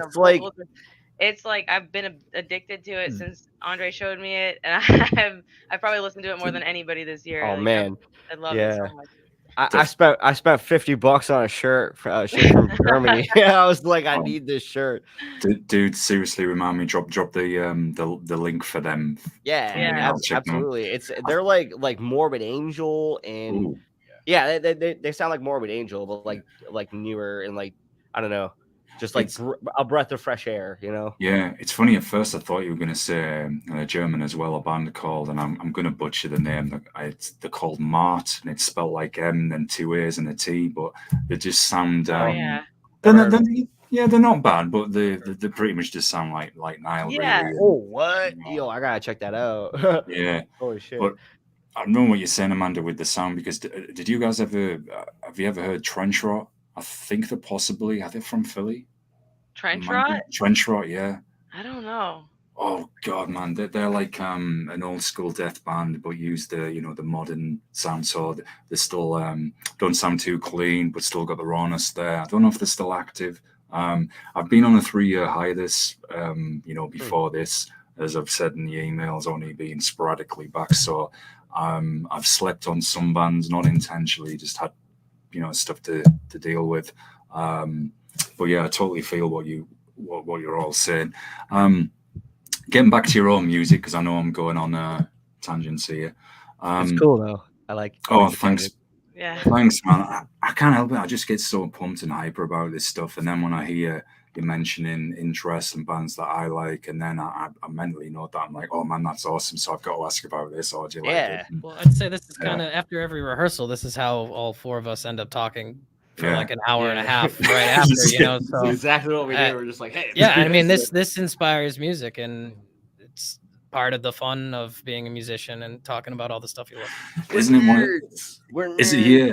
of the most isn't it one of the most natural ways though that you can come up with those ideas for music or any form of writing, or I'd imagine even film when these guys are just sat there hanging out, they'll come out with those ideas. I think for Sci-Fi Channel movies, they're probably all blazed off their face. I know we'll make Sharknado 27 versus The Fifth Element. It's a great movie. I love The Fifth Element. Hey, that's a dope movie, man. So good. And like 12 Monkeys is fantastic. Yeah, the series was good as well. Yeah, The Matrix, one of the best movies of all time. So good. Definitely. Like, I love sci-fi. Yeah, same man. Especially that dark sci-fi that you can get as well, because it's so sinister and it's like this is how things could be, this dystopian future, and then post-apoc fanboy, Fallout, Mad Max, anything like that. Oh man, the classics. Yeah, that stuff's fire. I'm a sucker for all that, man. And I've heard so many like punk bands, crossover bands, crust-punk bands who have used all the Mad Max themes, sample the hell out of the movies. Oh, wow. And it's huge. Another one, I'm getting excited. Don't worry, I will ask you about your music again. It's all good, man. I'm going so nerdy here, and I was talking about this earlier with some other guests, and we have been talking about it all week. Warhammer 40,000, we need to see that on the big screen. If someone would be brave enough to do it with a budget, hopefully they could keep it R-rated. But my word, man, I know Bolt Thrower did a lot of music based on 40K. That whole universe with death metal just flows so well, because it's just so violently beautiful storytelling and theater, I guess, as well. Sorry, all right. I will calm down for a second. No, you're good, man. You're good. I enjoy it. Thanks, man. So bringing us to the live album, which is very new, literally not been out very long at all. Live Decapitation at Dusk. I'd imagine that's not describing a soiree at a country golf club. So it's the sound. You've kept the feel of your performance there. So I'm just curious, was that something you always intended to do, was put out that live EP? And what's the feedback been like so far? I just want to say, I had no idea that was even going to come out. Right. Wow. No idea. I mean, I told everybody if it sounded good enough, I wanted to do it. I don't know. I must have missed that in the group chat. I don't know. I mean, I guess in my own mind, I always would want to be able to do something like that. And the turnout for that show was so good. And we played very, very well together. And the reception was great. So you even hear that at the end of some of the tracks. So, yeah, I mean, it just figured in today's age with music, the more content you push out, the more feedback and response you get. So, I mean, it was like, hey, this sounds great. And, all the audio is just straight up from the camera that filmed the video. There's a video of the whole set on YouTube. And Sean did some whatever editing he could with a single, audio file of that to bump up the quality. And yeah, I mean, it was just like, why not? If it sounds that good. And I didn't want to put the whole record on because the set we played was just the entire record. So I just want to do three of those songs. And then we're playing the same venue again next month. And if that goes well, I might want to do part 2, where it's the other 3 songs you didn't hear, but from a separate show. So Live Decapitation at Dusk 2. Yeah, that'd be cool. I like the cover as well. It's actually quite a black metal cover, which I thought was pretty cool. Got that black and white feel to it, and I thought that was quite nice. So you mentioned, I think you mentioned earlier, Zach, if I remembered this correctly, that you've got some material for the next release. So have you? It's maybe a bit premature to ask, but have you all started jamming and working on that yet, or is that for a little bit off in the future? Last rehearsal we had, we have one song that's pretty much done, probably minor structure adjustments and stuff like that. Well, we're gonna rework.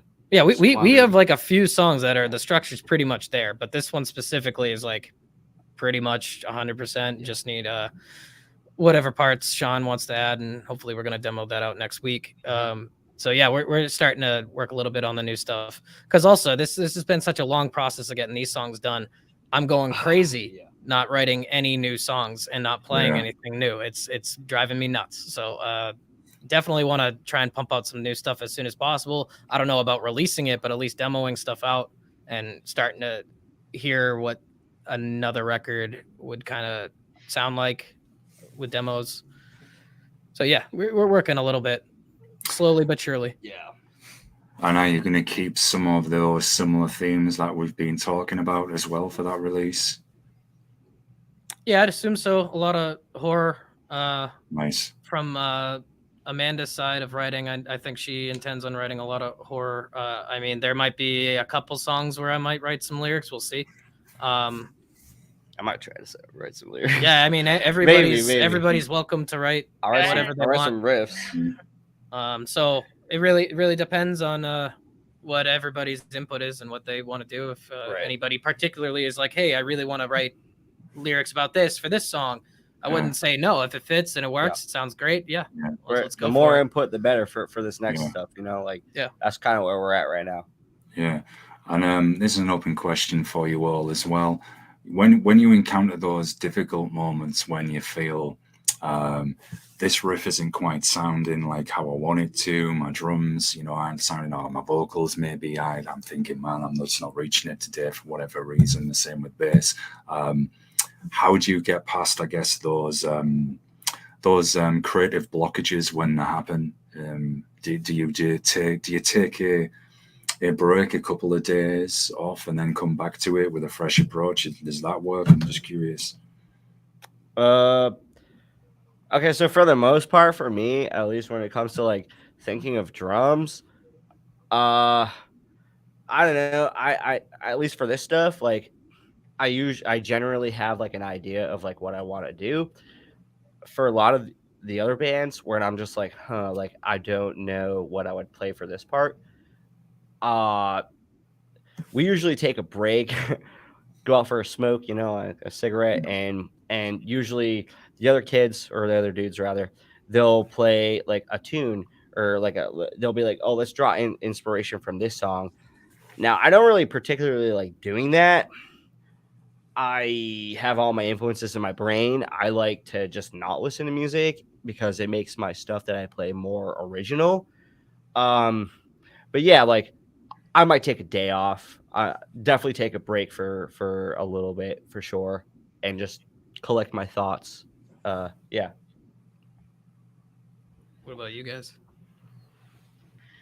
For lyrics and stuff,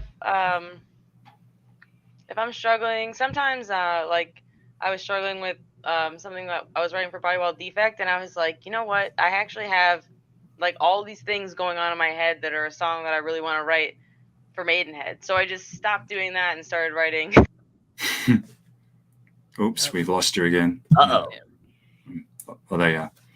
Hit mute. Did you do it? You got it? Geez. How much did you catch of that? Little bit on. The last thing you said was Bodywall Defect. Yeah. Oh, so I was trying to write a song, like lyrics for that, and then I couldn't think of anything, but I had something I really wanted to do for Maidenhead, so I just like kind of dropped that and started doing that, which is kind of what's cool about having more than one project, is you can kind of bounce ideas and then realize like, sometimes I even doing something for Maidenhead, I'm like, that doesn't really fit here. I'm like, but you know where that would fit? over here, you know. So it's kind of cool to have, you know, your own ideas you can bounce off your own head, having multiple projects. And also what I like to do is, if I have something that I want to write, I'll write like a story, kind of like in more of an essay format with like bulletin points. So I'll just kind of write the whole thing out, not even try to write lyrics, just like write it. And then after that, I kind of pull from that and see what do I want the storyline to actually be, how much do I want to change it, and then I kind of go from there with like the lyrics, and then putting the lyrics over the. It depends on like with the Maidenhead, we were doing it writing the lyrics to the parts, or if you just throw the lyrics over the music, however it fits. It really just depends on what type of music you're trying to write and what you're going for. With Maidenhead, for the catchy stuff, it's just so good to just write the music to the riffs. It's like perfect for that. And then for like dumb death metal, it's really good to just like say whatever you want whenever you want. So it just kind of depends on what you're doing. With like creative roadblocks, I've been playing music for like a really long time, so it's like a recurring theme. And there's always like some method that works for a little while, and then it doesn't work anymore, and then you got to find something else to do. Right. So like for a while, like it would be just, you know, put it down for a couple of days, and that seems to work. Then it would be like, okay, listen to a different genre of music, and then you might hear like a cool beat from jazz fusion band and be like, oh, I want to incorporate that into a metal song. Yeah. Alan And Holdsworth. then I did that for a while, and you know, learn a cover song, come up with like new riff ideas, or maybe there's like a chord progression that you didn't think would work, and then not to rip off a band, but to get inspired by a band. But for me lately, because I'm always like changing, I always have writer's block like all the time.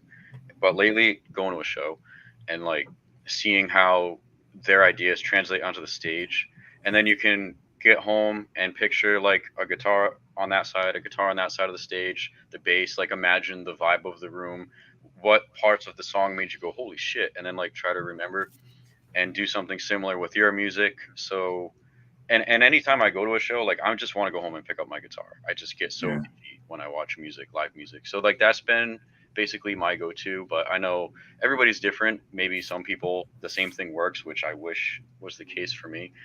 But I'm always trying to figure out how to get rid of writer's block, and lately shows works. Yeah, it's a constant evolution, refining. I did creative writing at school, and it was something that I encountered frequently at times, especially when it's right. We need this, you know, paper in about this and such a date, and just sometimes couldn't seem to get the words out. But that's but the beauty of music as well, from a music standpoint, is yeah, okay, we've all said what we like, and of course we're metalheads as well, and of course we like to bang and all of that good stuff. But it's interesting that you can look at another piece of music, an entirely different genre, draw something positive from that, think, right, how is that going to influence me? And that's how I think, I'm not meaning this to sound patronizing here, but how you can come up with really good ideas and concepts from sometimes looking outside the comfort box and thinking, right, what could I do, like a metal take on that? Could I draw from that? I think that for movies, you know, for sci-fi, as we were saying, they must get their ideas from outside of that genre and think, right, could we do this? Or you'd never get anything new or a new take on it. I had this pop in my head when I was looking at the album title as well, Decapitation of a Maiden, and I said earlier about possible like a demoness on stage, you know, spewing all the black bile. Yeah. Would you guys, and I'll tell you where I got this from, Amanda, is when you said how you were writing your lyrics, and I thought that was very interesting, how it's like this kind of music, kind of like you're writing the prose in a way, and then you're drawing the music for like your lyrics from that as well, which is cool. So would you guys ever be interested in doing a concept album on that demoness, maybe in Uranus? Because that would be pretty amazing. Is that something you've ever thought about? Yeah, that'd be pretty cool. I mean, it didn't end up working that way, but even Decapitation of a Maiden itself, that storyline could have been used as a whole concept album if we really wanted to. But yeah, I think a concept album would be really, really cool lyrically. I've always wanted to do a concept album. I'm just gonna say that. With any of the bands I've been in. I think it'd be something that would be relatively easy for us to do if we really wanted to, you know, lock it down. figure out kind of like the storyline, and then they kind of like write the music based off of, where things kind of go up and down and get crazy, and then I kind of throw the lyrics on that. I don't think it would be too hard for that character or even another character or any experience. Like, I think we could do that if we wanted to. Yeah, that would be pretty sweet. That would be pretty amazing, actually. Oh I'm yeah. definitely keeping that in mind because I haven't really thought about that with this band, so it's a kind of a new perspective for me. My favorite albums are concept albums. Yeah, dude. I'm a nerd, so honestly, when I listen to all of this music, whatever it is, I see everything in my mind visually. Even comedy movies or jokes people tell me, I see it pan out like a movie in my head. Everything, and I'm the type of person where I can sometimes just burst out laughing about something, and people are like, "What the hell's up with that weird?" Or it's a joke or something's just popped in my head, and I'm seeing it play out in my mind, and it's the same when I listen to music and I see the song titles, and then everything I like, I'll see those horror movies we're talking about, Fallout, for example. I'm the same way, but combining both the things you said. I enjoy certain music from comedy movies because it brings me back to that place in that movie with what was funny. So, yeah, I got a lot of weird influences in that sense. I'll say my comedy, my sense of comedy is like pretty warped. I have a lot of bits that I do. I feel like me and you connect a lot about that, where like I hear it play out in my head, and sometimes it hits. Some other times it's just like, the heck were you thinking, man? And it's like, sorry, I thought it and I said it. Like, I don't know. Yeah, I have this bad habit sometimes of WhatsApping people hours I shouldn't WhatsApp them, if this has popped into my head or from a silly movie, and I'll be like, oh man, I just saw this stupid movie about, well, I don't know, demonic chipmunks fighting hedgehogs or something, or whatever. Something random, and I'm sure some of my friends or people I know on the scene are just like, yeah, okay, Gaz is off it again. He needs to go take a nap or something. I feel like sometimes some of the things I say it's the same reaction. Where it's like, what's wrong with Andre or something, like. And it's terrible, man. I can't help it. I'm aware of it, but it's like I have to blurt it out. I have to share it with people. Like, I told this story to one of the guests the other day. A friend of mine, he lives in Delaware, and the guys I know, some guys I know from the underground hip hop scene, and I was watching this really cheesy fantasy movie, and the villain in it was like this guy in this plastic kind of purple lizard suit. And when you get those really crud movies where the actors even like the really over exaggerate the performances, like, man, I've got my role, I'm going to do the best thespian delivery of my life. Oh man, and he was like the king of this. It just looked like a LARP party, like they'd got the local LARP crew in and thought, right, you'll do, yeah. Well, it doesn't matter if we all are supposed to be from the same species in this movie, whatever. And the guy, I remember, he was sat on this throne, and he did this stupidly, like, really thespian growl of, "What are you doing in my realm?" It was so bad. Whoa. I'll have to try and get you the name of the movie one time. Yeah. I remember texting Mac in the middle of the night. I'm like, bro, and I captioned it and put the video in there. I'm like, listen. I was like, what? He said, I've just come home from work and I've come home to that. And he's like, dude, what are you? And frighteningly, I was sober as well. He's like, I'm too tired for this right now. Yeah, I'm sure he wants to kill me. Yeah. That sounds hilarious. I'm terrible like that, man. But silly movies and stuff like that, I can really get down with for sure. So, what has been the response like from people who've reviewed the album, and are there any reviews that have really stood out to you all, where you thought, well, this person's really captured the essence of the sound and what it's about?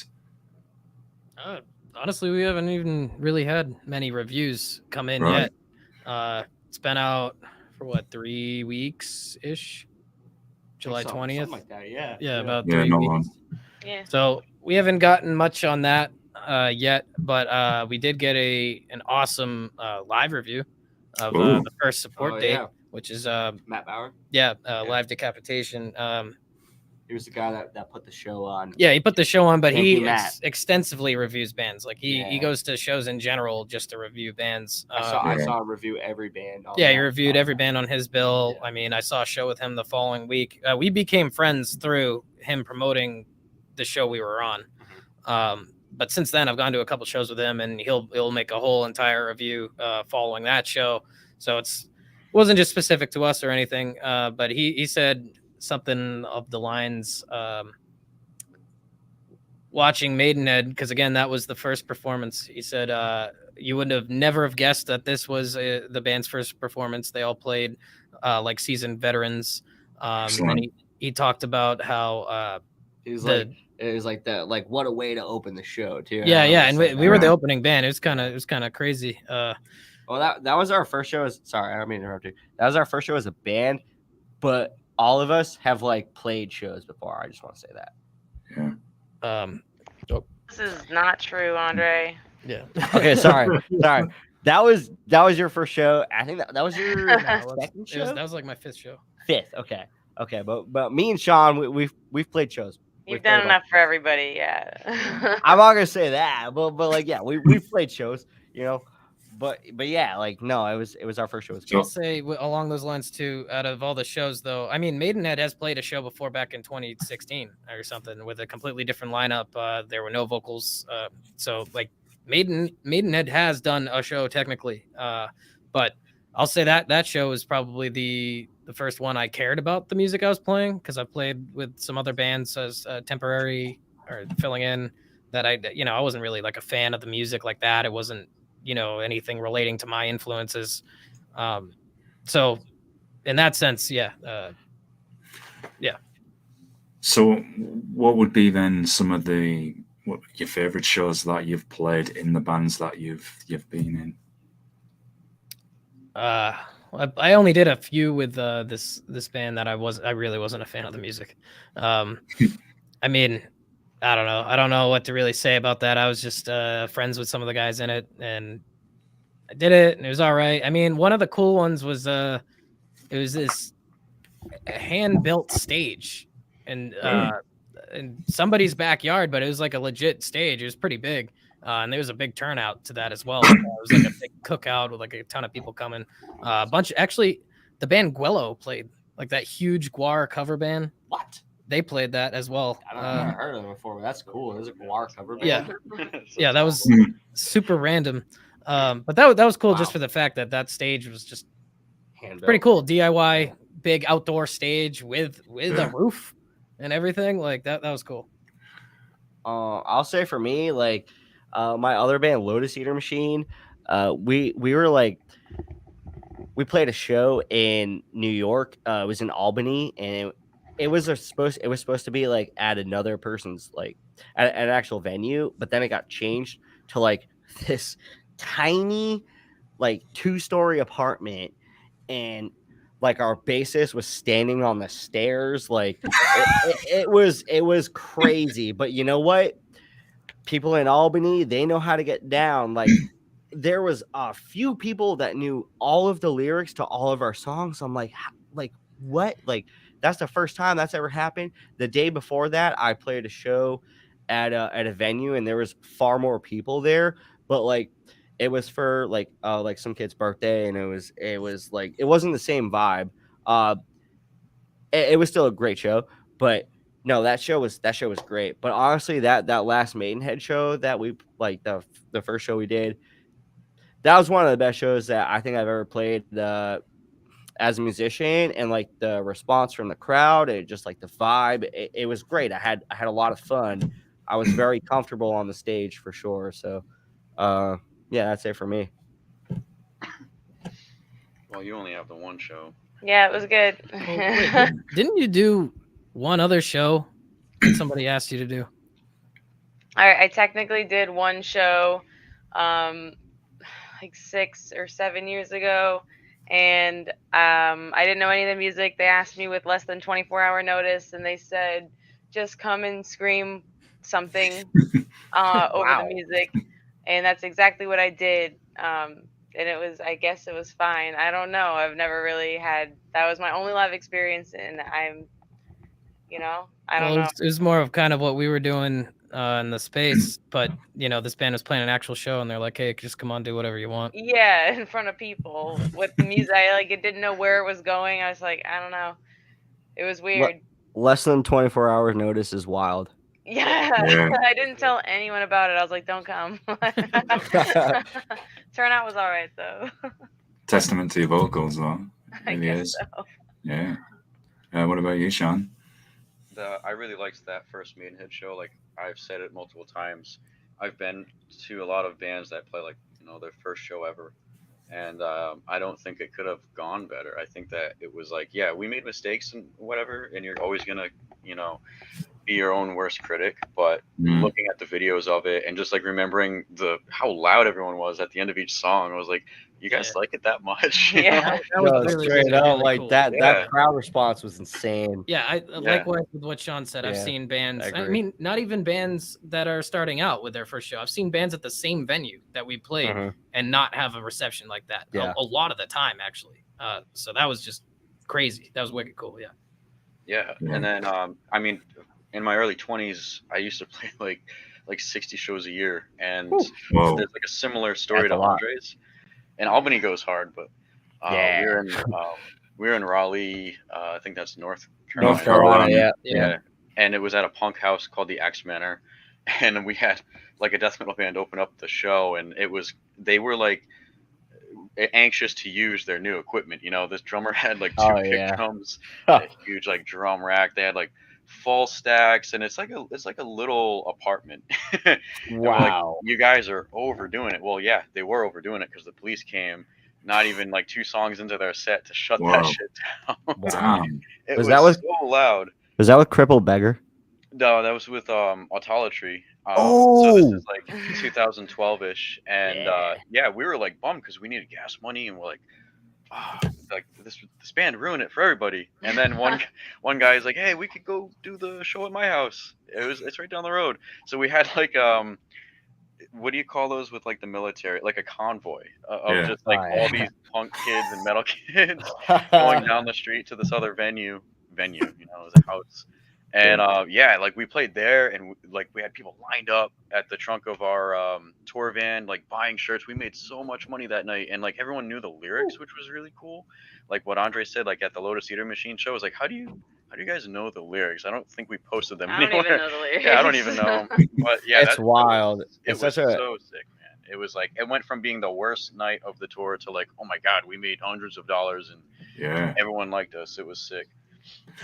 Some of those small shows, though, as well in those venues, they can be so intimate and turn out to be some of the best shows that you can both see as a fan and play in a band. I remember one, and it was kind of a dual one. It was a D-beat band called Oral Skit.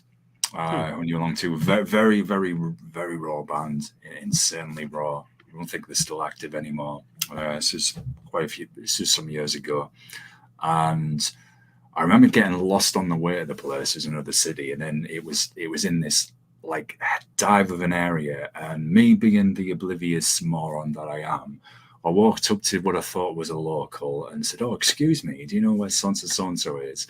Found out that was actually a hooker. And had to quickly move on, or I could have gone. I just thought it was some random girl, And then when I got in the place, and there was holes in the wall, the sweat was dripping off you, dripping off the ceiling onto you. There was cobwebs everywhere. Careful where you stand on the floor, or you're going to go through it. And it was an insane show from start to finish. We were all jam packed together. They had a punk band on before the DB band, and I think the singer was really, really drunk because he come off stage with a mic, is in the crowd, and then the rest, because there was that many of us in a small venue, the rest of the band had to say on the mic, "Can someone tell us where we're singing?"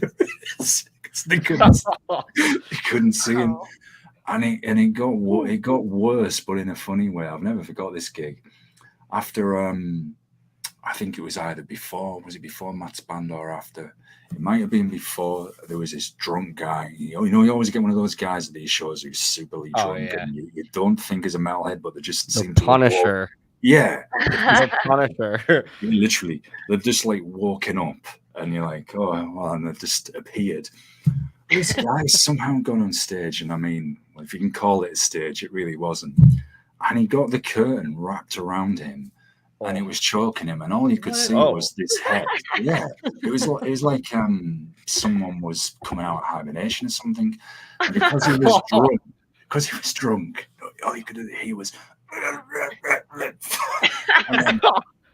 And the next thing, when the curtain unwinds, of course, he goes flying. It's just like a Jackass movie, but real life. Yeah.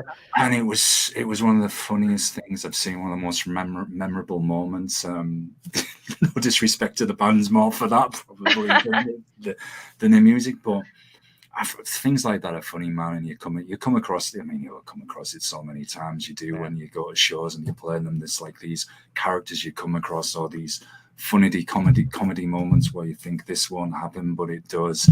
But small venues can be awesome, love the atmosphere. Definitely. So curious, I know I've been keeping you here a long time, but it's all good, man.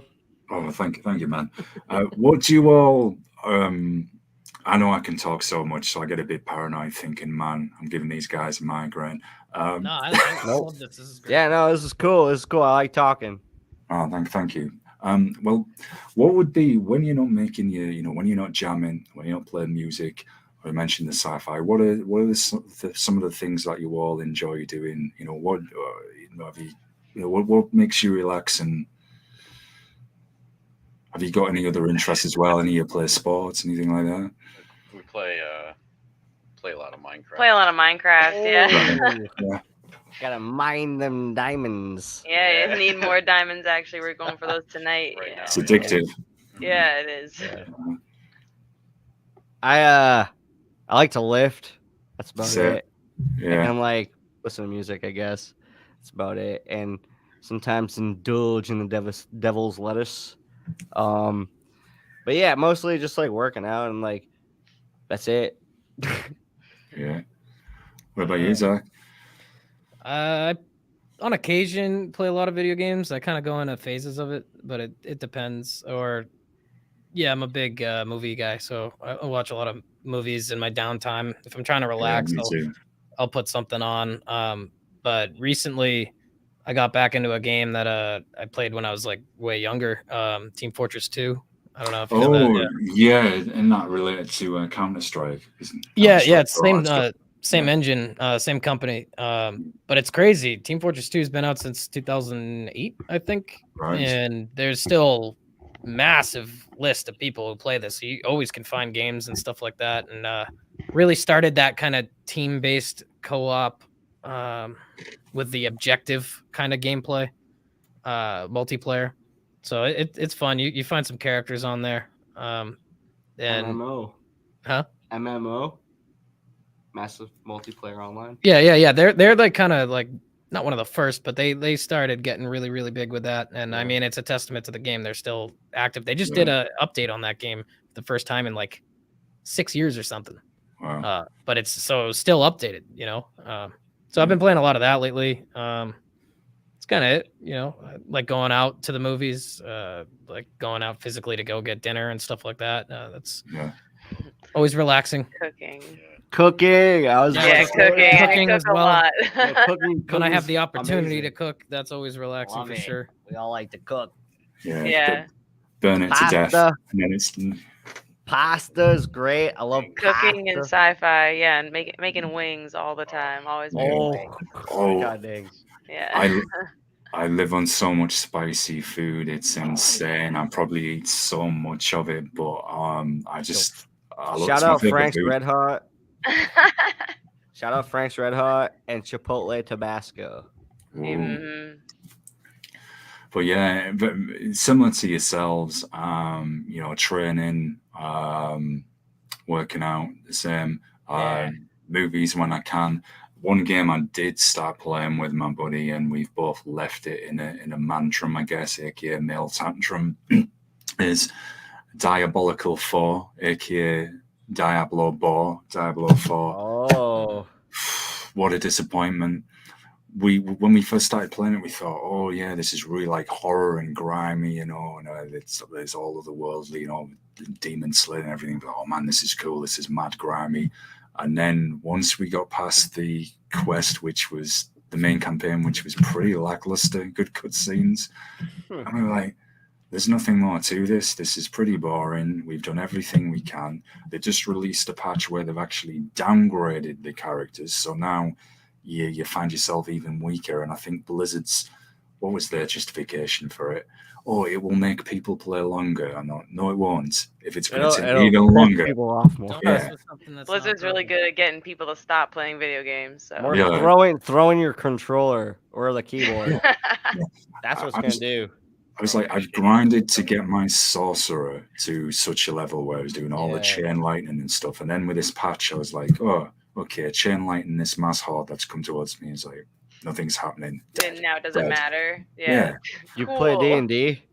Yeah, but not for a while. I did recently see the D&D movie, which was hilarious. With the pot-belly dragon. I don't know if you've seen. I haven't. But, not just drop too many spoilers. Look out for the overweight dragon. In the Mines of Moria kind of scene. All right. So, I played D&D a handful of times. I played some variants of it as well, but it's been a while. My friends stopped hitting me up, so I was just like, all right, if that's how we want to be, I got more important things to do. So that's the problem with D&D. It's getting people together on a regular basis and committing to it. I mean, I love the whole Underdark, all the grimy feel to it. I think I've hit a sore nerve there. Yeah. It was basically like a reason to like go to my friend's house and like get drunk and do some like spells, like it was cool though. But we also played like Cyberpunk, like I haven't played that. That was cool. No. Well, like it like before the game came out though, you know what I mean? Like there was a variant of it. Oh wait, this is like D&D. Yeah. There was like video games. Before it came out, and then there was also like this thing called like Microscope, where you built like a universe in like reverse. Like you started with like the whole thing, and then you went smaller instead of like character to like bigger. You know what I mean? But yeah, D&D was cool. I liked it a lot. It's fun. Yeah, I love the Underdark and D&D and the Drow. I think I find that fascinating. I'd love to see them do an R-rated movie set in the Underdark. Focus on the Drow. That would be sick. That'd be cool. Not sure if they're brave enough to do it because they seem to kind of shy away from a lot of the darker areas at the moment.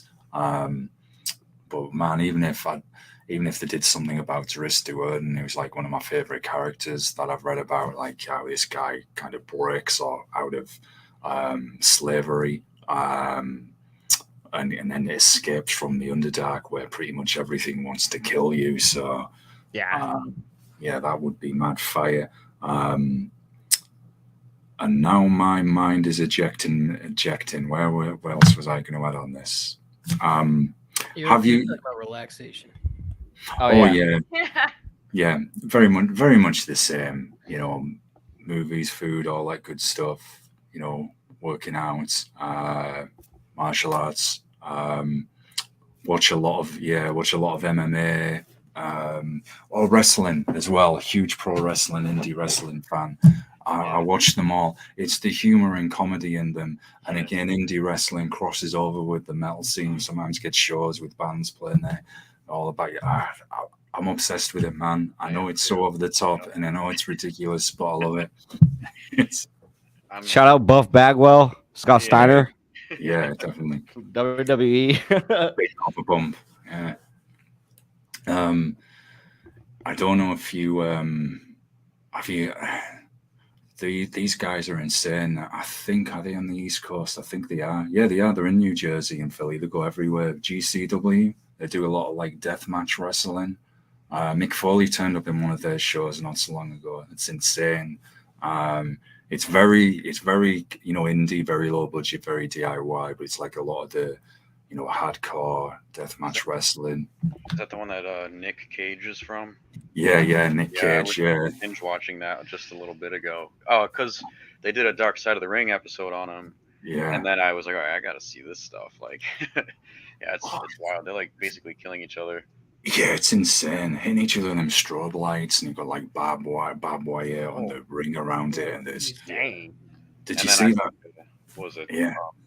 Balls Mahoney or something like that? One of Yeah. them was a WWE guy, but also in that one, and they were trying to do like the pizza cutter stunt where they cut Oh, yeah, and the tongue, yeah. and they did it Whoa. on Yeah. like a really big network. It was like USA or something, and as soon as he did it, WWE cut to a Domino's commercial, What? and they obviously they lost their sponsor. But yeah, that I'll was say there was one. I follow on TikTok this like backyard wrestling page. It's like pretty wild. Like it's not like wrestling. It's like more like just like illegal street fighting, like in someone's backyard. And it's like, dang, like these guys are going at it. Like, dude, I've seen something. It wasn't wrestling. What was it called? I actually remember two of the sports now I'm going to bring up. I think it was like World's Greatest Stunts or something like that, and it was these guys in. I think it was down the south. I don't know which state. I'm going to guess Georgia or somewhere. And it looked like guys who clearly had too much time on their hands. And you could probably find it on YouTube if you just search for idiot headbutting a car.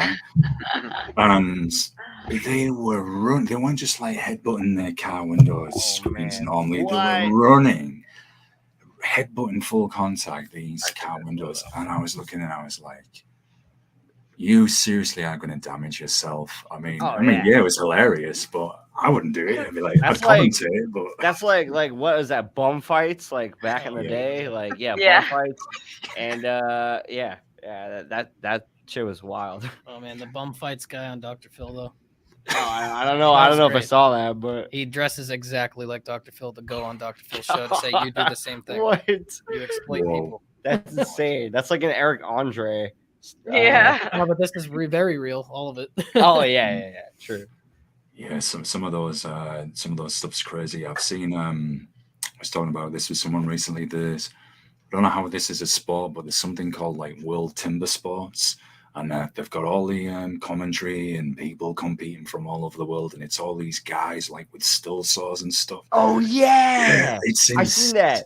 It's Where insane. Yeah. They have to like cut like a thing for like a platform and make their way up to the whatever they call it, and then they have to go back down, and then there's like the log spin where there's two of them standing on a log in the water, and they're like whoever falls off first, it's wild. It's and then there's like an event where it's like two people using like a really old like saw, or it's not motorized. It's just a big ass saw, and there's two of them, and there's 4 people competing, and they have to like yo, the lumberjack games is wild. Shout out lumberjacks. Yeah. Think of MXC. Remember? Yeah, MX. Where these people are running to? They're not. I love that. That show was great. Have you ever seen the World Slap Fight Championships? Where it's got Of course. Yes. Of course. Yo. Those are I've big seen the dudes. little people. I've seen the real big people. Yeah. Yo, there was a fight I saw with these two girls. This chick, Courtney Olsen. I don't know. She lifts. She's like a female bodybuilder, and then she like went up against this other chick, and this other chick slapped the crap out of her, and she like went down like a ton of bricks. I was like, dang, I can't believe you just went down. Like that shit is wild. There's also this giant Russian dude who's like, I know what you mean. I forget his name, Yeah. but like his hands are like bigger than my head. And that All stuff about is the like jaw. I don't know how you can compete in that and like not get concussed. Location. Yeah, you're gonna push the button, hit someone's Yeah. jaw, like they're going down. What I find insane about these sports we're talking about is the commentators. They're hilarious. They get so hyped up and go so over the top with it as well, which makes it even funnier. And I think in a slap fight, when you see them and they say it's big dudes and big gals, and you wouldn't want to slap off them, and they're stood there and they've got the face on, and it's like, yeah, come on. And then sometimes you get the odd one will be like, yeah, no, that didn't do anything. And then in a second, it's whoa. And I'm like, wow, how the hell do you psych yourself up to stand up there and let some either big dude or big gal with hands, bigger than you, literally slap you into the next universe? I'm like, yeah, you gotta see this guy right here. There's like, this dude literally has like the most swollen face from a slap fight. If you can see, oh no, you're not gonna be able to see this. Sorry, if you go back a bit, oh no, I can. No. I can tell it's swollen. Oh my god. Yeah, no, he wins the fight. He literally wins the fight. I don't know, it's on TikTok, but no, that slap fighting stuff is like, isn't Dana White like doesn't he like own some of that? I believe. I'm not sure. From the UFC. Probably now, yeah, it wouldn't surprise me. Yeah. What was the company that bought they own UFC and WWE now, don't they? Oh, I don't know. Company, we just read about that as a merger. Yeah. Oh, really? Yeah. Well, I just know that a lot of people were like giving him crap because they were like, oh, you can't compete in this sport without getting a concussion. Like, people are going to die from this. And he was just like, you know what? They signed waivers and this and that. Like, I'm not too knowledgeable about it, but like, yeah, like he was just like, it's going to happen because like they're agreeing to do this. So yeah, well, people are getting knocked out in UFC. Like, what's the difference? Like, they're getting beaten all over their body, but you can't slap somebody. Like, I don't know. I mean, this is more than just body shots. This is like only headshots. So like, your brain is like, it's like shaking around. Like, I don't know. It is insane. I mean, and then if you look at the bare knuckle fights as well, which are insanely brutal, how they found a way to essentially legalize bare knuckle boxing. You're talking about Pride? No, not Pride. Okay. BKFC, they put a lot of the fights up on YouTube for free, but Pride is insane as well. Yeah, Pride's wild. There's no rules with that. Yeah, and God, that'd be an insane kind of place to play as a band for sure, while you've got these dudes slapping the hell out of each other. I'd get rowdy. Play a Pride, bro. That'd be so sick. Like play a show at a Pride fight. Holy moly! But I think you're right. Yeah, I think you're right about the waivers, because even at amateur level, you get like, if you want to compete or the fights, it's something you signed as it, like, if there's anything happens, I think you're only covered so much in insurance, and you agree to the risk involved that you could be, heavily injured or whatever. So there'll be something like that for sure. But there used to be as well, what was it, way back in the day, extreme ironing with idiots ironing clothes and all these random places, like on surfboards and stuff like that. It's shit's crazy. So folks, are there, let me have a look. Is there anything else you all would like to shout out? Because I know I've kept you here a long time. Any upcoming shows? And September 4th. Yeah, September 4th, we're playing Dusk again. And that's where we might get those tracks for live Decapitation 2. We're playing with Minoc and what was Moinoc. And Epoxis. Epoxis. Yeah. Check out Moinoc. They're pretty sick. Black metal. It's going to be an interesting show. But I did want to plug this real quick. Yeah, go for it, man. We got the CDs, the physical CD. Get that in there. No, there we go. A little bit. Nice. Trying. Little digipack. Back. Yeah. And you can't see this really online, this artwork. I like it. And they're all numbered. So definitely grab a copy on our Bandcamp, and then And we got shirts too. Fresh shirt. We got sick 4-colored shirts printed 4 from colors. printed by Optimistic Prints. Pay for every Nice. color. It's Shout really out important that you know. Optimistic Prints. Yeah, they weren't They're so cheap. good, though. They're great. They're great Ain't shirts. cheap. Amazing. They're great. Amazing quality. Quality is fantastic. So Yeah, no doubt. Excellent. Love the artwork. I've had an absolute blast talking to you all. It's been really great stuff. Likewise. Thank you. Oh, you're welcome.